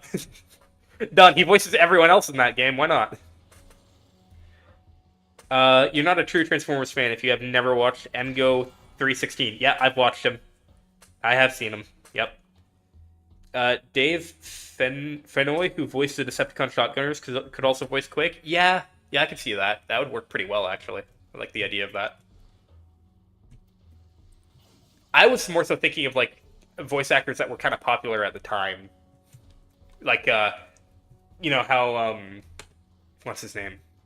Nathan Fillion was doing a lot of work with Bungie, and, Keith David was also doing, you know, he was, like, the Arbiter in Halo, which, like, coolest character ever. Okay, 1 a.m. I should go to sleep now. Don't want to ruin my sleep schedule too much again. Sweet dreams, everyone. Have a good day. Have a good day, or have a good night, Polomka. By Russian name. I would love to do some voice acting. I'm American as well. Okay. Aaron Beckett, if you are interested, I would suggest joining the Discord, and then through the Discord, like send me a DM, and we can discuss what kind of role you might like. Because I've got a couple characters that still need voices that I have planned. And as long as I can get voice actors, I want to add. I'll add as much characters as I can. But for right now, at least, the biggest struggle so far has been finding voice actors for this project. Can I? Please, hello, Grimlock. Thank you.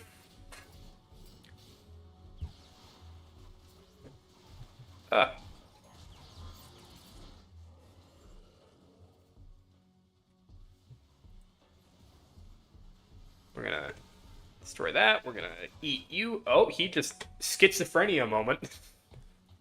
He just disappeared. Gone. Here we go.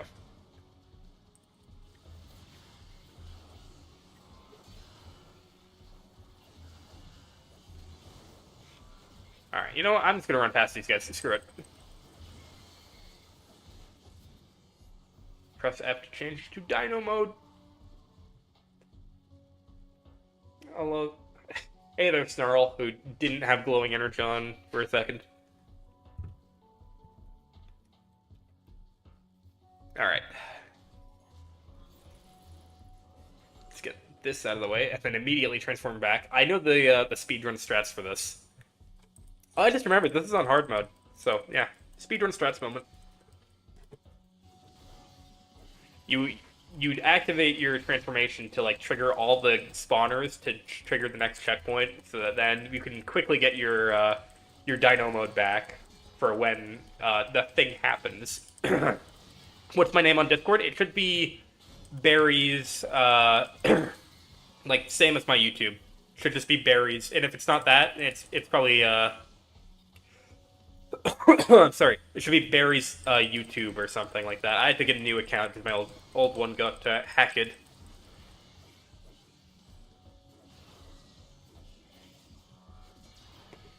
there we go. I get to... There we go.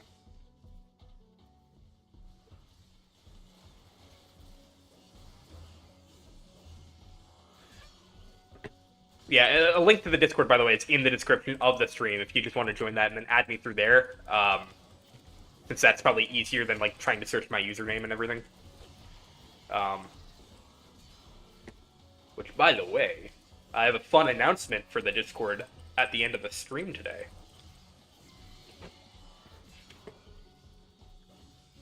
So stay tuned for that, everyone. I just realized I forgot to mention that up until now, and it's like, oh man, I should have done that earlier. I'll make a community post announcement about it too and all, but like still, wow. Uh, okay. Uh, who are the ancients that they mentioned in Fall of Cybertron? I actually made a video on that. Go watch my, if you want to learn about that, or about my theory for that, watch the Unicron video I made a while back. The ancient Unicron theory, because I have a theory that the ancients in Fall of Cybertron are the, what are they called again? The Cult of Unicron, or whatever? I forget what exactly they're called, but, yeah.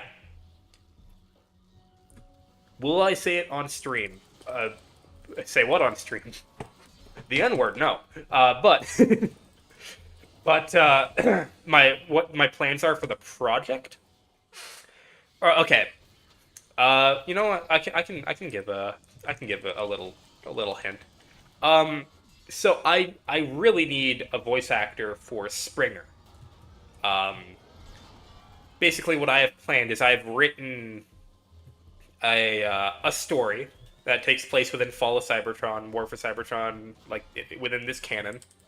I've written a story that takes place between the games and involves certain characters, and I need a voice actor for Springer because Springer sounds distinctly American, and we've got a bunch of Aussie voice actors, which are fine. They play certain roles really well. And I don't want to overburden the American/Canadian voice actors too much. And I don't want to like have too many people. I don't want to have like one person playing four characters, for example, unless they want to. So I try to limit myself through that. So yeah, it's also just better for like voice differences if I don't have the same person playing four different characters who are all in a conversation with each other, because then it's just like one voice actor having a conversation with themselves, and that takes you've got to be a pretty good voice actor to be able to pull that off convincingly. And so yeah, the name in Discord. Sorry, I'm stupid. He's probably the main guy. If you go into the Discord and go to like the high Archon, that role is me. I'm Barry's. They're called the Heralds of Unicron. Thank you, Heralds of Unicron. That's who I believe the Ancients are. And like my biggest evidence of that is the map room in Fall of Cybertron in that Cliffjumper level. Because like the idea, it's like, why would they have this room of a bunch of planets that they like? Why would they visit all these planets? Why would they go here? Why would they map out all these planets? If like if these planets don't produce energons, so they can't survive off of here. It's like, well, it's because they're mapping out the food source for Unicron, and you know, they took up their occupation in the Sea of Rust. That's I'll make a video on the Sea of Rust eventually. Sea of Rust is a super interesting place. But yeah, they took off their operation in the Sea of Rust, and when something happened, I forget what exactly. Oh, the Great Cataclysm happened, and they had to abandon a bunch of their technology there, including the map room. So, oh sweet, we can do this now. You can definitely try Springer. Yeah. Once again, you don't have to. This is just like if you want to, then hit me up about it. There we go. This is going to be pretty difficult considering that, yeah, it's good. It's going to be fun for a certain thing by the end of the stream because warehouse moment, but we'll just have to hope and pray. Oh my gosh, there's so many little guys. Okay, that should be all of them, correct? Yep, there we go. I can definitely try Springer. Springer is based off of the idea of an American action hero. Also, what do you think Hot Rod's story in War for Cybertron Fall of Cybertron is? Honestly, I'm pretty sure he's pretty close to his, like, IDW Rodimus, in terms of personality, which is super cool.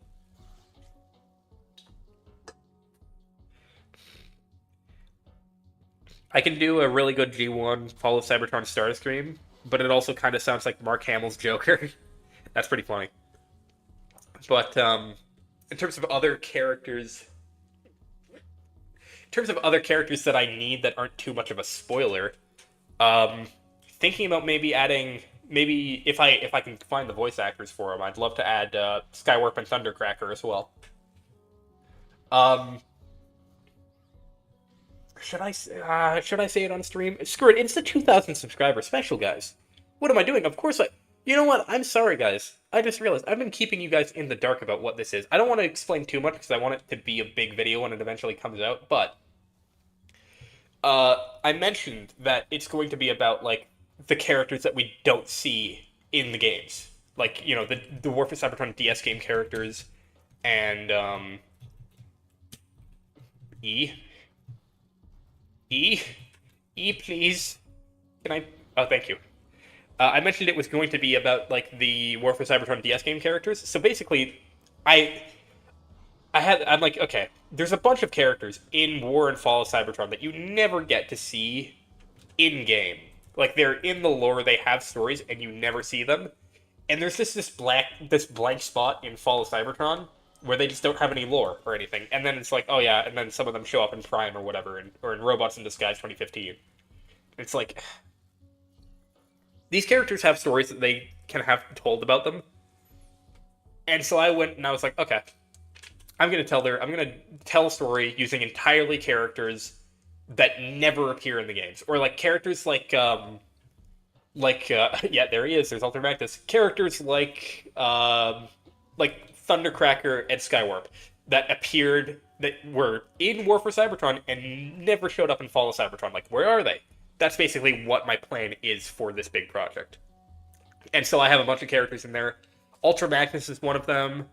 Obviously, Springer is one of them. I would love to add Thundercracker and Skywarp, but I don't really have the voice actors for them right now, but I would hope to add them.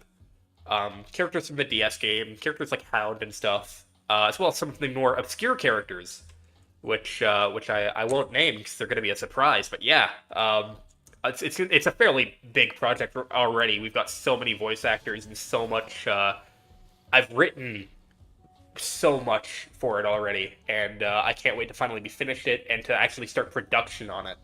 Because right now we're still heavily in the pre-production stage, but we're about to move into the production stage of the project, which is super fun. Was there ever a plan for Unicron being in any of the games? That's funny. Not from what I can tell, not necessarily. He had a cameo. Well, okay, he did not have a cameo. I have a feeling that he had a planned cameo in Fall of Cybertron, because Fall of Cybertron references a lot of the G1 movie.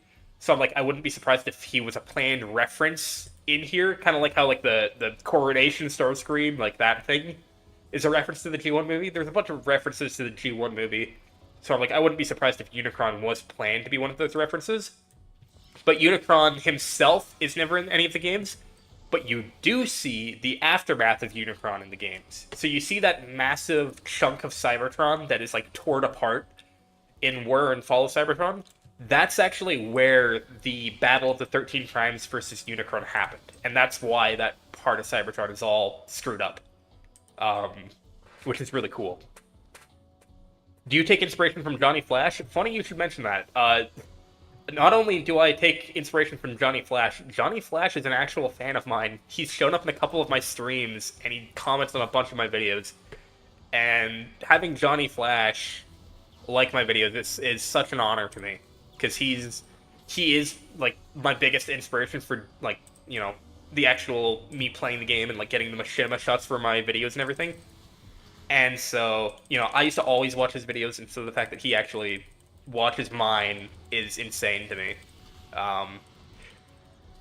So, yeah, that's pretty cool. Let's see here.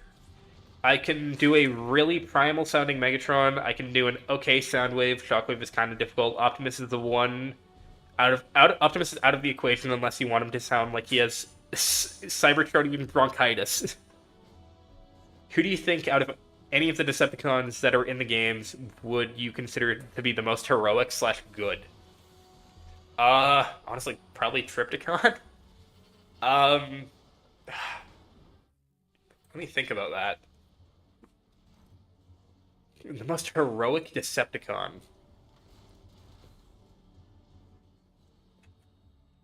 I'm gonna have to think about that for a while. I'd almost say like Onslaught, maybe. Onslaught seems like pretty chill. Like he's fighting the Autobots just because they're his orders. He doesn't hate the Autobots. He doesn't have some like grudge against them. It's his job. That's what he does. You know, which I have a lot of respect for that.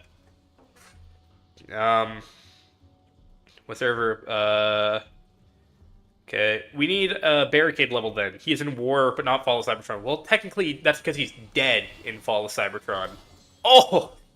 I forgot about that animation. That animation is so good. He died, by the way. Barricade's dead.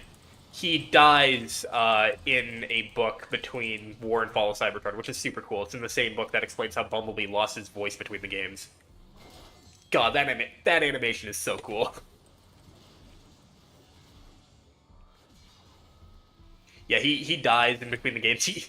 It's super bad. Cliffjumper and Bumblebee gang up on him. Cliffjumper holds him down while Bumblebee like blows his head off, execution style. It's horrible. I can make weird sound effect noises. I can do a lot of roaring, animalistic sounds. Autism powers activate. Real. Yeah, I more so than that. I just need like genuine voice act like people, not even voice actors. Just I need people to have to like voice act for characters. Like I just need voices that are distinct from one another. We're almost at the end of this level, which means that we get to play the final level, and that's probably going to be the end of the stream, and I'm going to make that fun little announcement by the end of it. Hey guys, how's it going? It's your boy Grim, or it's not Grimlock, it's your boy Sludge. Ow.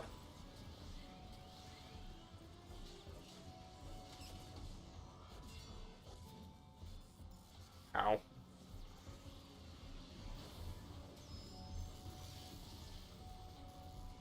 Let's see here. Is Breakdown dead? Yes, he is very dead. He died in a book between War and Fall of Cybertron. Again, he got executed by Bumblebee and Cliffjumper. It was tragic. Uh...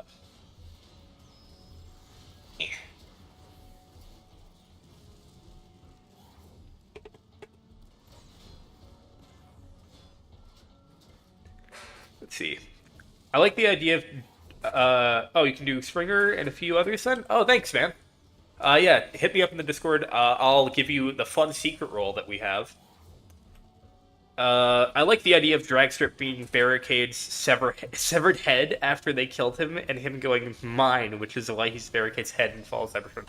I like that idea too. The only problem with it is that his head is destroyed. Bumblebee shot an orbital pistol into it, and it's explained that like his mouth like melted into the head and like it crumpled in on itself, and it's like super dark and gruesome, which is awesome. Yeah, I highly recommend you guys read that. I think I have the or the link for it in the lore channel in the description, if I'm not mistaken. I mean, if you want Bumblebee, if he's in it, to sound like a 14-year-old, I can help you. Bumblebee, no, because okay, the idea is like if you see them in Fall of Cybertron, they can't be in this story because this story takes place during Fall of Cybertron. So I'm not gonna like retcon Fall of Cybertron. I'm not gonna pull a Transformers Prime and retcon the aligned continuity. Sorry, guys. That or they could have used Barricade's corpse as spare parts to fix heavily damaged Dragstrip. Maybe. Can you, buddy? Can you transform? I'm pressing F. He doesn't want to. Okay, well, that's a weird glitch. Let's play the final level. Let's play. Let's experience Ultra Magnus versus Demolisher.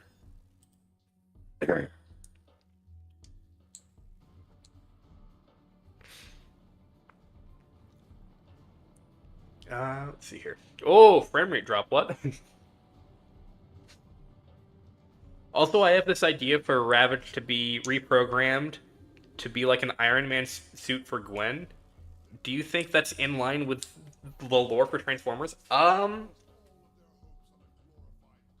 Yeah, they can be like put in stasis where it's like, oh yeah, it's still alive and it can assume a certain role. You know, that's basically what happened to Trypticon. That's how he became the space. At the end of the day, this spaceship is basically just a big space suit for all the Decepticons. So yeah, it makes sense.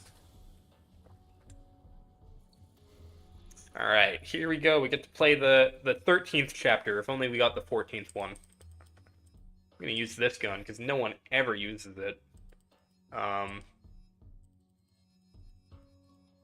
Actually, do I want to use this? No, I'm actually gonna use the G1 Soundwave gun, which is massive, by the way. Dear Lord.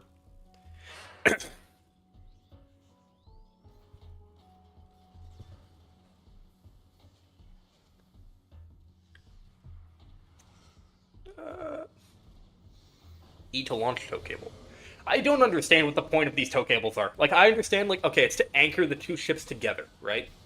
But then how do they board? Do they board the ships using drop ships? If so, you don't need the tow cables for that. Like, you can just land the drop ships. What was the 14th chapter originally supposed to be? Well, it was supposed to be them landing. So, from what I know of it, you are going to play a Ironhide, like G1 Ironhide, on Earth, and it was going to be like, it was going to be kind of retelling the first like couple episodes of the G1 TV show. Like, it was going to have Spike Witwicky and Sparkplug, not named obviously, but like it was going to have these two humans that looked like them. And first of all, seeing humans in the Cybertron games would have been insane. But like, I just realized it's a hard mode. I should have grabbed more stuff at that Teletran terminal. Yeah, it was gonna have like G1 Optimus versus G1 Megatron. The original ending is so fire. It's absolutely fire. I wanna throw it up at some point on a stream or something so that people can see it, because it has probably the hardest ending in video game history. The canceled, like, or the not canceled, but I guess it is kind of canceled original ending of Fall of Cybertron. It goes so hard. It ends on like this. Like, Fall of Cybertron ends on a cliffhanger where it's like, damn it, I want more. This would have ended on a cliffhanger that's like, it would have been like if any of you have played like Halo 2, like Sir finishing this fight, like that ending to Halo 2, it was going to be basically that in Fall of Cybertron, where it was going to, effectively, from what I understand, or from what I read, sorry, I'm too excited to talk about it. From what I read, it was going to end with Optimus and Megatron, like, fighting. The humans are behind Optimus. He's protecting them. He's down on the ground. Megatron's standing over him with his riot cannon. And he's like, so, Optimus, what is it that you always say? One shall stand. And then Optimus would have said, one shall, and it would have cut to black before he would have finished his sentence, and it would have just faded the Fall of Cybertron in, and that's like the coolest fucking thing ever. Why didn't they do that? That's like the hardest ending in video game history. Why didn't they do that? They went through the tow cables inside of them. I don't know about that. The tow cables seem pretty small. The tow cables are like trains, so there are cons inside of them. Yeah, it takes longer if you use dropships, but if you use tow cables, you can just fly straight through the wall. Again, though, it's like, the tow cables seem pretty small. I don't know how you would go inside of them. You see more Decepticons riding on top of them to get to the Autobot ship than going inside of them. I like the idea of the tow cables. I think they look cool. It's just I don't know what function they serve. I mean, sure, maybe they do run through them, but I don't know. They always just, damn it, they all just kind of seem very small to me. Maybe they ran out of room in the tow cables, so they had to use dropships. Maybe there was a canceled ending. Yeah, there was. Again, this game was rushed as hell. High Moon wanted there to be so much more to this game, but they were never able to do it. Because, they didn't have that 4 years that War for Cybertron had. They only had 2. Which, I mean, it's a miracle that this game is as good as it is with only 2 years. They added so much onto it in only 2 years. You know, it sucks that they couldn't. But the good part about that is once they were like, okay, so we can't end the game on Earth. That was when they were like, okay, since we didn't have the time to end the game on Earth, how about we make two new games? And that's when they pitched like the Rise of Cybertron and Beyond Cybertron games to Hasbro to be like, hey, we didn't get to finish Fall of Cybertron the way we wanted to. Give us a couple more games so that we can end this the way we want to. And they were like, yeah, sure. Just make that Deadpool game first. And they were like, okay. Little did they know. Those poor souls.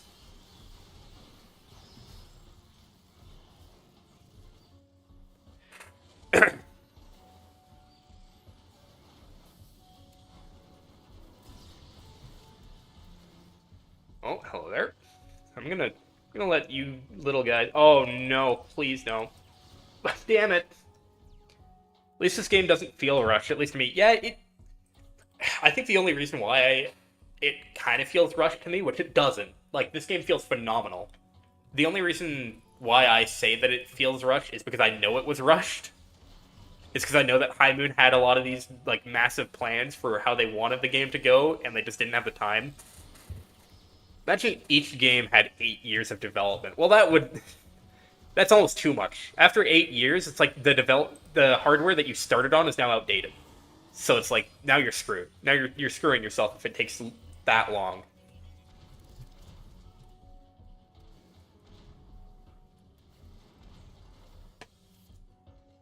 Well, Reactivated, it's on its way to 9. Yeah, well, Reactivate's been in dev hell for a while. That's not a good thing for Reactivate, by the way. Also, by the way, I can guarantee all of you, Reactivate will not be at the Game Awards. The way that I can guarantee this is because they are doing a lot of restructuring around the game right now, behind the scenes. It's the reason why they took down the trailer. It's because it no longer reflects like what the game is going to be. Reactivate, I don't know what exactly it's going to be at this point. Like, I know a lot less about the game than I used to now, but because they've changed so much. It's going to be less online focused from what I know. Like, it's still going to be probably online only, but like, after they've been seeing a lot of these free-to-play games that have been failing, like Concord recently, Hasbro got pretty scared. And so they're like, hey, dial it back on Reactivate, make a more consumer friendly game so that it doesn't fail that hard. Maybe make it paid for. Hopefully. Yeah, Reactivate. But I know that we won't see it at Game Awards because they're reworking the game right now. Like, they're basically remaking it at the moment. Oh, son of a bitch! Why is this a thing? Well, I mean, look at GTA 6. Imagine if that much time and effort had been poured into Rise and Beyond of Cybertron. Sure, but like, those games have a lot of money put into them. Where like they're not running off of existing hardware. They make hardware in advance that's like 10 years advance from what it is now. Like, it's insane, those like Rockstar games, how good they are. Basically, they're 10 years ahead of everyone else. And like, I don't think that High Moon would be able to do that. You know, I love High Moon, but I don't think that they would have been able to do that and like be that much ahead of everyone. I think that what would have happened is what happened with Reactivate, where it's like it took so long on Unreal Engine 4 that a new engine came out that they're like, oh crap, now we've got to port everything onto this. Oh, and now we also have to remake the entire game to be less online focused. It's going to end up like Destiny 1. If you guys know like what happened to that game, that's basically what's going to happen to Reactivate. Maybe they're making Reactivate with more background stuff and more filled gaps, like Doom Eternal, where you can find toys and audio logs. Maybe, hopefully. I would love audio logs to return. Bigger story, I mean. Do you know any other cut characters from the games besides DS characters? Ravage, Prowl, Springer, and Broadside. Apart from the DS games, well, there's Fireflight, Ruination, and all of the combat and all of like those wreckers. Um, there's a couple other weird ones too. Oh yeah, like all of the Star Seekers, for example. Like I don't know if I'd consider them cut characters because they weren't like ever planned to be in a game. Those are book exclusive characters.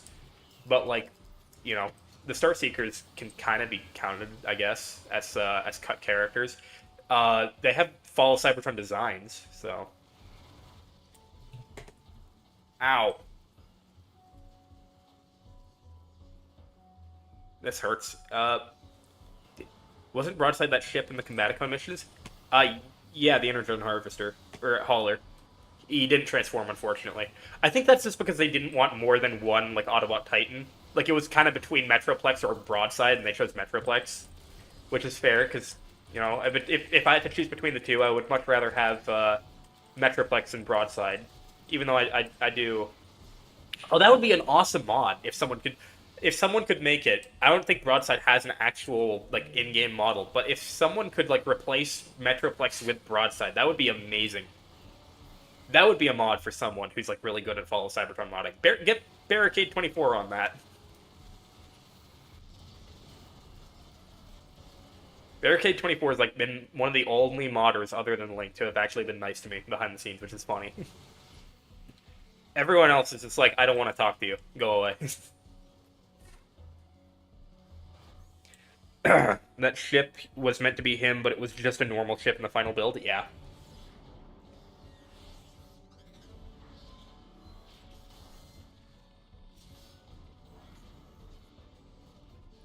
He has concept art, though. Yes, he does. I have the entire Fall of Cybertron concept art book now, by the way, downloaded digitally. So, I would love to own a physical copy of it, but literally $500 for a book, no. For an art book at that, I'm like, nah, I'm good. An art book which has what 89 pages total, I think. $500. I'm like, no, I'm good. Yeah, yeah, Barricade 24. Yep.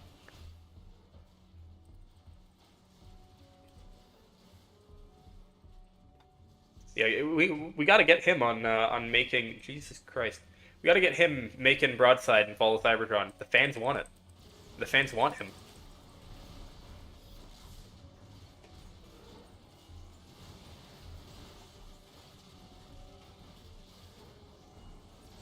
Uh. Oh, I mentioned Barricade 24, and everyone's popped up. Everyone loved him. Which again, he's been like one of the nicest modders other than Link that I've gotten to talk to. It's not that the other modders have been like mean to me per se. It's just that they've been like, I don't care. Shut up. Who are you? Don't care. Leave me alone. And it's just like fair enough, I guess. We crave Broadside real.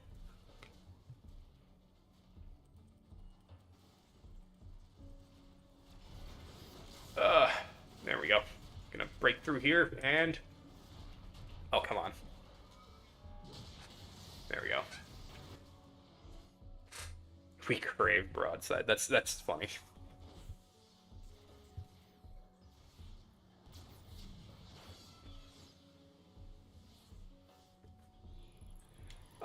Yep. Regular Jazz. Polonka would be happy. That dude's got a busy schedule. Fall of Cybertron voice lines and Revenge of the Fallen new mods. Oh yeah.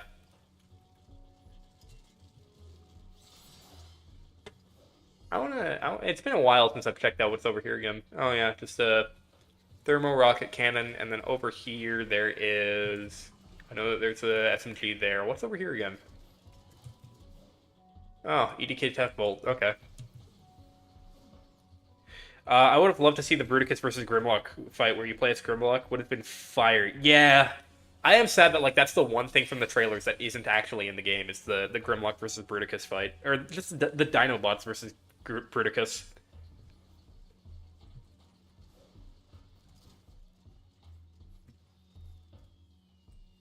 Hey, look, here's Air Raid. He's in the game, and Silverbolt. They're all here. Unfortunately, no Fireflight. But, we'll have to do. So. we're almost at the fun part where we get to play as Magnus or Demolisher. I don't understand why Air Raid doesn't have any voice lines in Fall of Cybertron when his voice actor is Decepticon Soldier, Autobot Flyer, and multiplayer voice. I just don't think that he had any lines to say in the campaign. Like, this campaign is significantly shorter than War for Cybertron's campaign, and because of that, like, there's less room for characters like Air Raid to have voice lines. So it's not like they screwed him out of voice lines or anything. It's just probably like he just didn't fit into whatever story that they had going.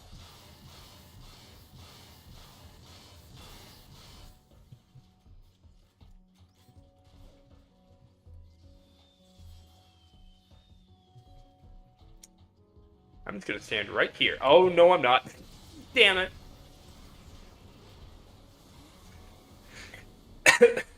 That hurt.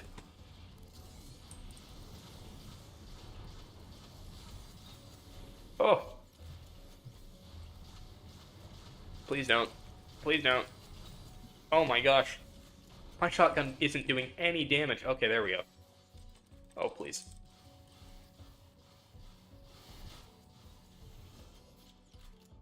Ugh. We need to get Barricade 24 on modding Devastator into Fall of Cybertron. That would be very difficult, considering, like, at least with the Stunticons, like, with Manosaur, trying to get him into the game, at least the Stunticons have, like, they've got 3 character models in the game. The Constructicons and Devastator have legitimately nothing. They get 1 line in a Megatron level. That's as much as they are referenced. Like, that would be extremely difficult. Especially because I don't even know if, like, okay, Verticus is the best choice for a combiner to put in Fall of Cybertron. Because it's like, yes, of course they're going to throw this heavily militarized combiner Decepticon into, like, the post-apocalyptic Cybertron. That makes so much sense, but, like, the Constructicons, that would have worked. The Constructicons would work best for, like, a War for Cybertron prequel. That's where the Constructicons would fit in the most. Where's that mine that I'm supposed to lure this guy to? Oh.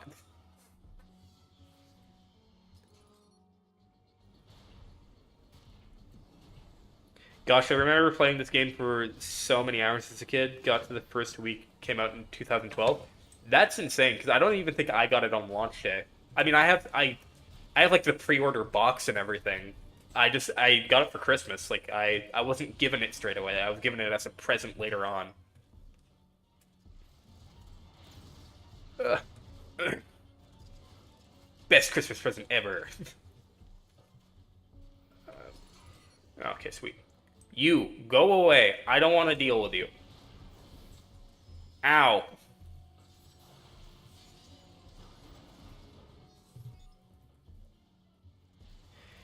Uh,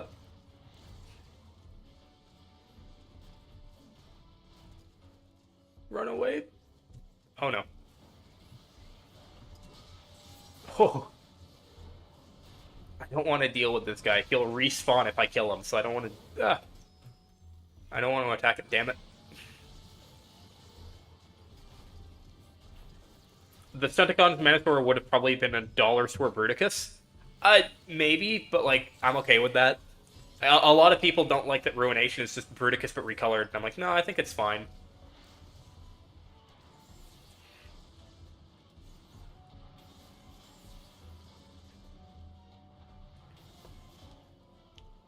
Oh, wow, look at him. He's got textures now. Oh my goodness, look at him go. Oh, man. That's so cool. Okay, by the way, guys, I'm gonna leave it up to chat here, to you guys. Who do you want me to play as in this final fight? You want me to play as Ultra Magnus there? Or as Demolisher? I'm gonna let you guys decide.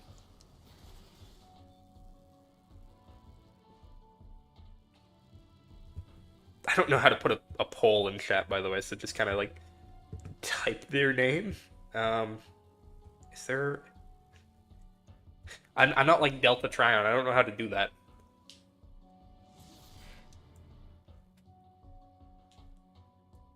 We've got a vote for Ultra Magnus. If anyone would not like me to play as Ultra Magnus, speak your piece. Ultra Magnus has eyes. He's just got massive eyebrows. He's got those blue eyes. They exist. Yeah. Yeah, so Demolisher or Magnus. Oh, we've got a Demolisher vote. We've got one for Magnus, one for Demolisher. Gojimus, I think it might be up to you who I play as.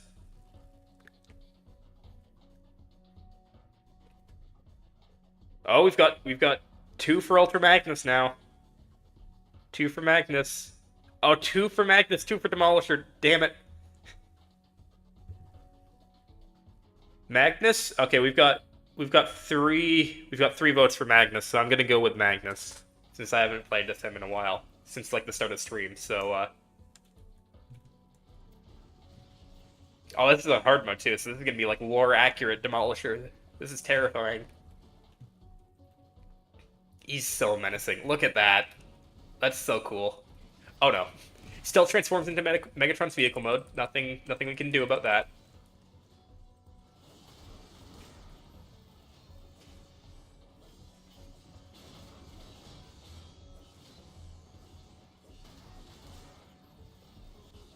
Oh, look at this. Magnus's shoulders, they're so broad. They're so big. Oh, look at Demolisher there. He's awesome.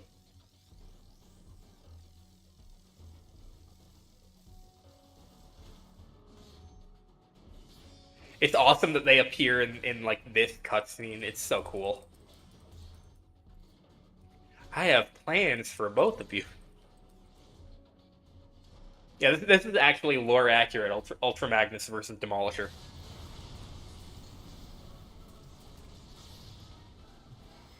Oh no, this attack this sucks. This sucks because it's basically just dodging. Oh no, oh no.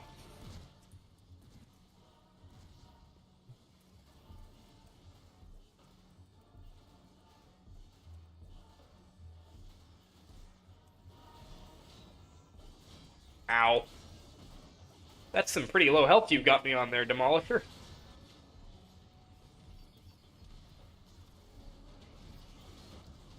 Ow, ow. That's some pretty low health you've got me on, Demolisher. That kind of hurts. Demolisher, please, I beg of you. Ow.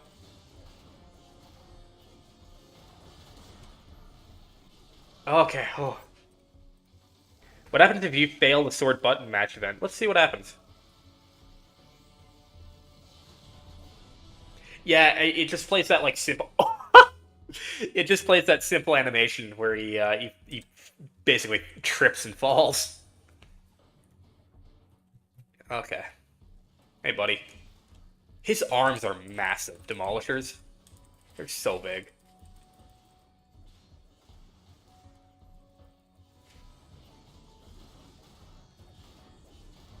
Oh, by the way, I don't know if you guys have noticed yet, but like it changes the color of Ultra Magnus's sword too, and it would do the same as Demolisher. I'm just not playing as Demolisher, so that's why it hasn't changed his sword color.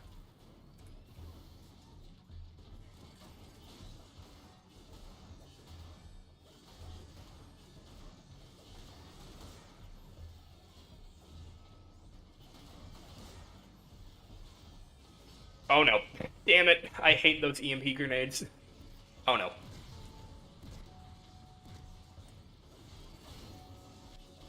Okay. I actually still have that Generations Magnus figure that was a repaint of Optimus. Oh, I love that. I want someone to mod that into Fall of Cybertron. In like the campaign specifically, it's like make Optimus Magnus, but just like make him Optimus Prime, but with Ultra Magnus's head. That would be funny. You know what I could do? I could press continue after this and play as Demolisher. That's what I could do after this. If you guys also want to see this fight as Demolisher. Uh, oh no, no, please. Okay.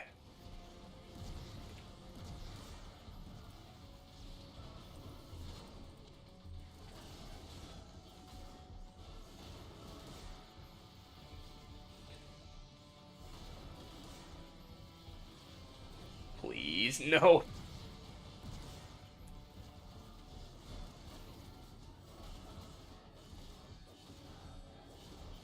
I find it ridiculous that, like, he can break your shield with a heavy attack, but you can't break his. That's pretty stupid to me. Uh...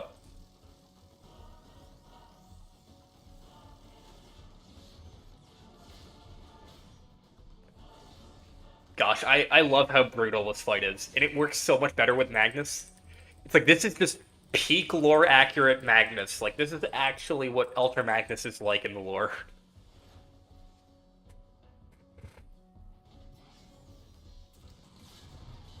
Uh...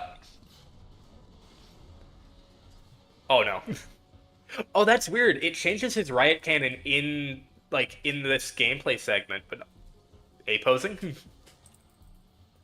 It changes it in this, but not in the cutscene from earlier where he had it. That's fun. Ow.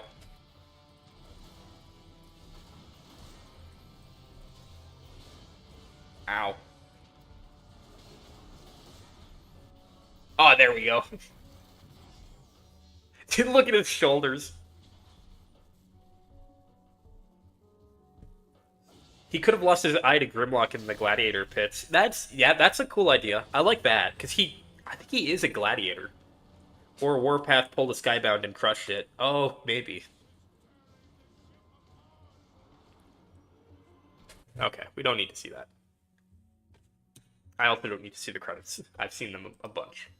So yeah, we're gonna quickly press continue so that we can get to play as Demolisher, because I know that a lot of, like, half the chat, oh, well, we're gonna have to suffer with, oh, I think he's gonna change back to, no, he's just permanently untextured. Okay. Well, you guys are gonna get to see a beautiful rendition of this fight, then.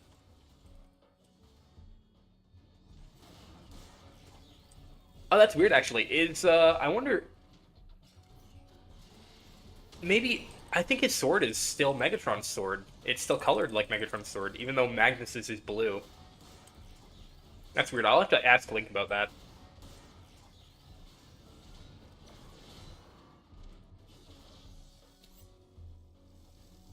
Oh, look at that. Look at that one eye there. That's awesome. Yeah, he's still got Megatron's sword. That's weird.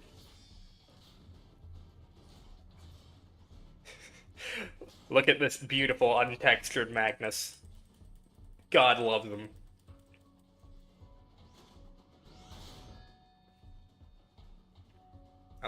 I love how simple he is. Oh, pain.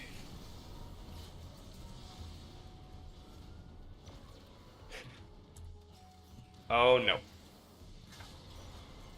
Optimus is like truck mode. Doing this as Megatron on hard mode is so much easier than as Optimus, because, like, there's that the vehicle mode thing. His, you can just dodge it. It's super easy. Megatron, so he, like, shoots at you relentlessly until you go down. Like I can just do that. There. That's my biggest problem with that. And then yeah, as Optimus, like, Megatron fires 15 tank blasts at you and it sucks.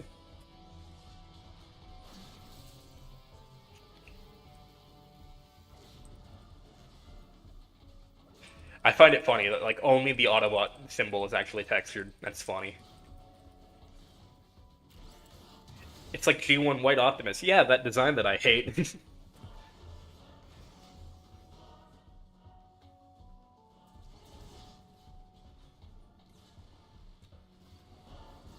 Oh no. Ow.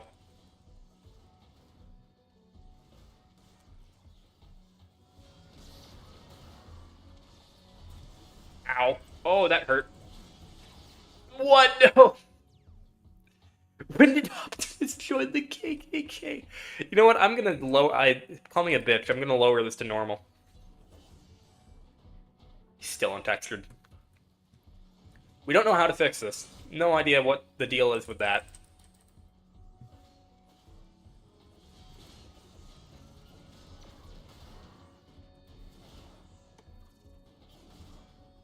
Come on, buddy. Take down your shield. There we go. Like he's about to get you banned in here, lol. Yeah, real. Ultra Magnus, why would you do that to me?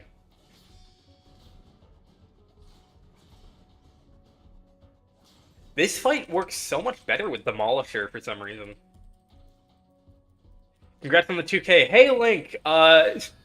You were not awake when I started the stream, and I kind of just assumed. So, Link of Legends, the guy who just said congrats on the 2K in chat, he's the one who made these mods that I've been playing.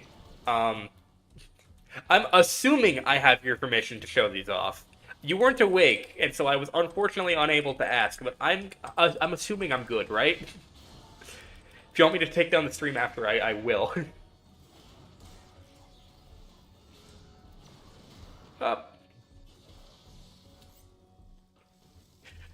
Also, don't worry, I let them know that this untextured Magnus is a weird glitch. It's not usually like this. He was perfectly textured earlier. You can check.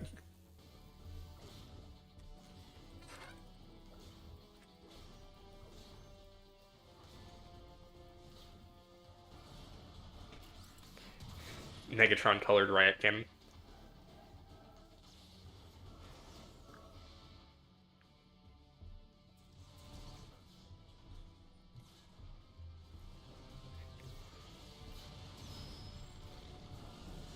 Funny you should mention that. Yeah, I'm fine. Thanks, Link. Funny you should mention that about the copyright strike, because I'm pretty sure that this stream legitimately is copyright struck by Fall of Cybertron music. Ow. That hurt.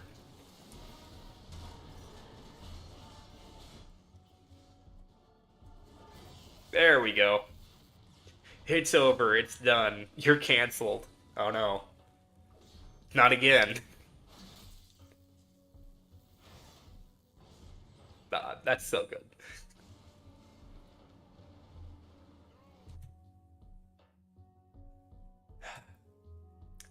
So yeah, that's those are the mods that I currently have installed. Close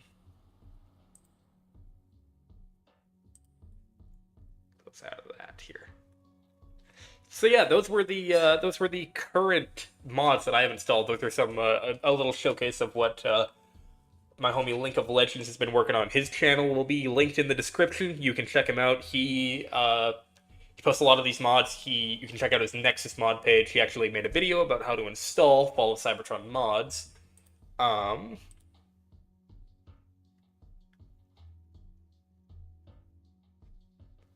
Yeah, so you can check his channel out. He does these Fall of Cybertron mods. He's pretty good at it. Hello there, racist Prime. He was too powerful. So yeah. Now, as for the fun little announcement that I was going to do at the end of the stream here, let me find it here, and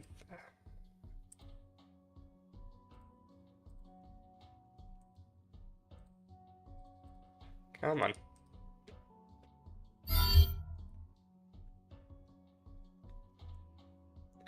Hello! We're getting people in the stream right as it's ending. That's perfect. So, let me see here. So, announcement time for the Discord for everyone. Alright? The Fall of Cybertron fashion show that we hosted a little while ago now. We're going to be doing round 2 of it now in the Discord. I'm going to be setting the link or the event thing back to open, so that people can start throwing in their Fall of Cybertron custom characters. We're going to be doing another fashion show. It's going to be judged by myself, Ranger, Link, again, probably. And I'm gonna be giving you guys about a week and a half, I'd say, to get this done. I'll make a proper community post and everything. This is just me talking about it, announcing it on stream. I don't have the specifics pulled up right now. But I will have... Okay, so the fashion show, it'll be a week and a half. Maybe I'll even give it 2 weeks, just because of how unstable Fall of Cybertron servers are. If you don't know, they're getting DDoS right now. It's kind of impossible to get into multiplayer and stuff, so that's why it makes it super difficult to make custom characters. But, so yeah, I'm going to give people about 2 weeks to make their custom characters, submit them. The rules are, you're only allowed to make one submission. Uh, Only allowed to make one submission. Should give everyone more time since the servers are never online. Yeah. So 2 weeks to get it done. Probably 1.5 to 2 weeks. I don't have the specific date pulled up right now, but me and the guys are going to be live streaming it. We're going to be, discussing which one of your Fall of Cybertron custom characters is the best. And so it's going to be, the rules are only one entry per person. You can't have, like, the cosmetic mod is allowed, for example, but if you have a character, say a scientist that turns into a tank, that's not allowed, kind of thing. And so, yeah, just some simple rules like that. If you want to participate, join the Discord. The link is in the description of the live stream. And I will be making a community post on the channel with a link to the Discord and everything. So if you want to join through that, there's a whole bunch of stuff, rules about the fashion show and everything, announcements and everything. So yeah, but major announcement, the fashion show 2.0 will be commencing soon. As a thank you for 2,000 subscribers. And yeah, I think that's going to be it for me. I've been talking for almost 4 hours now. Thank you all so much for the 2,000 subscribers. I can't wait to come back and make more videos and have a good time with you all. So thank you all for watching the stream today, and I will catch you all probably in the Discord. See you later.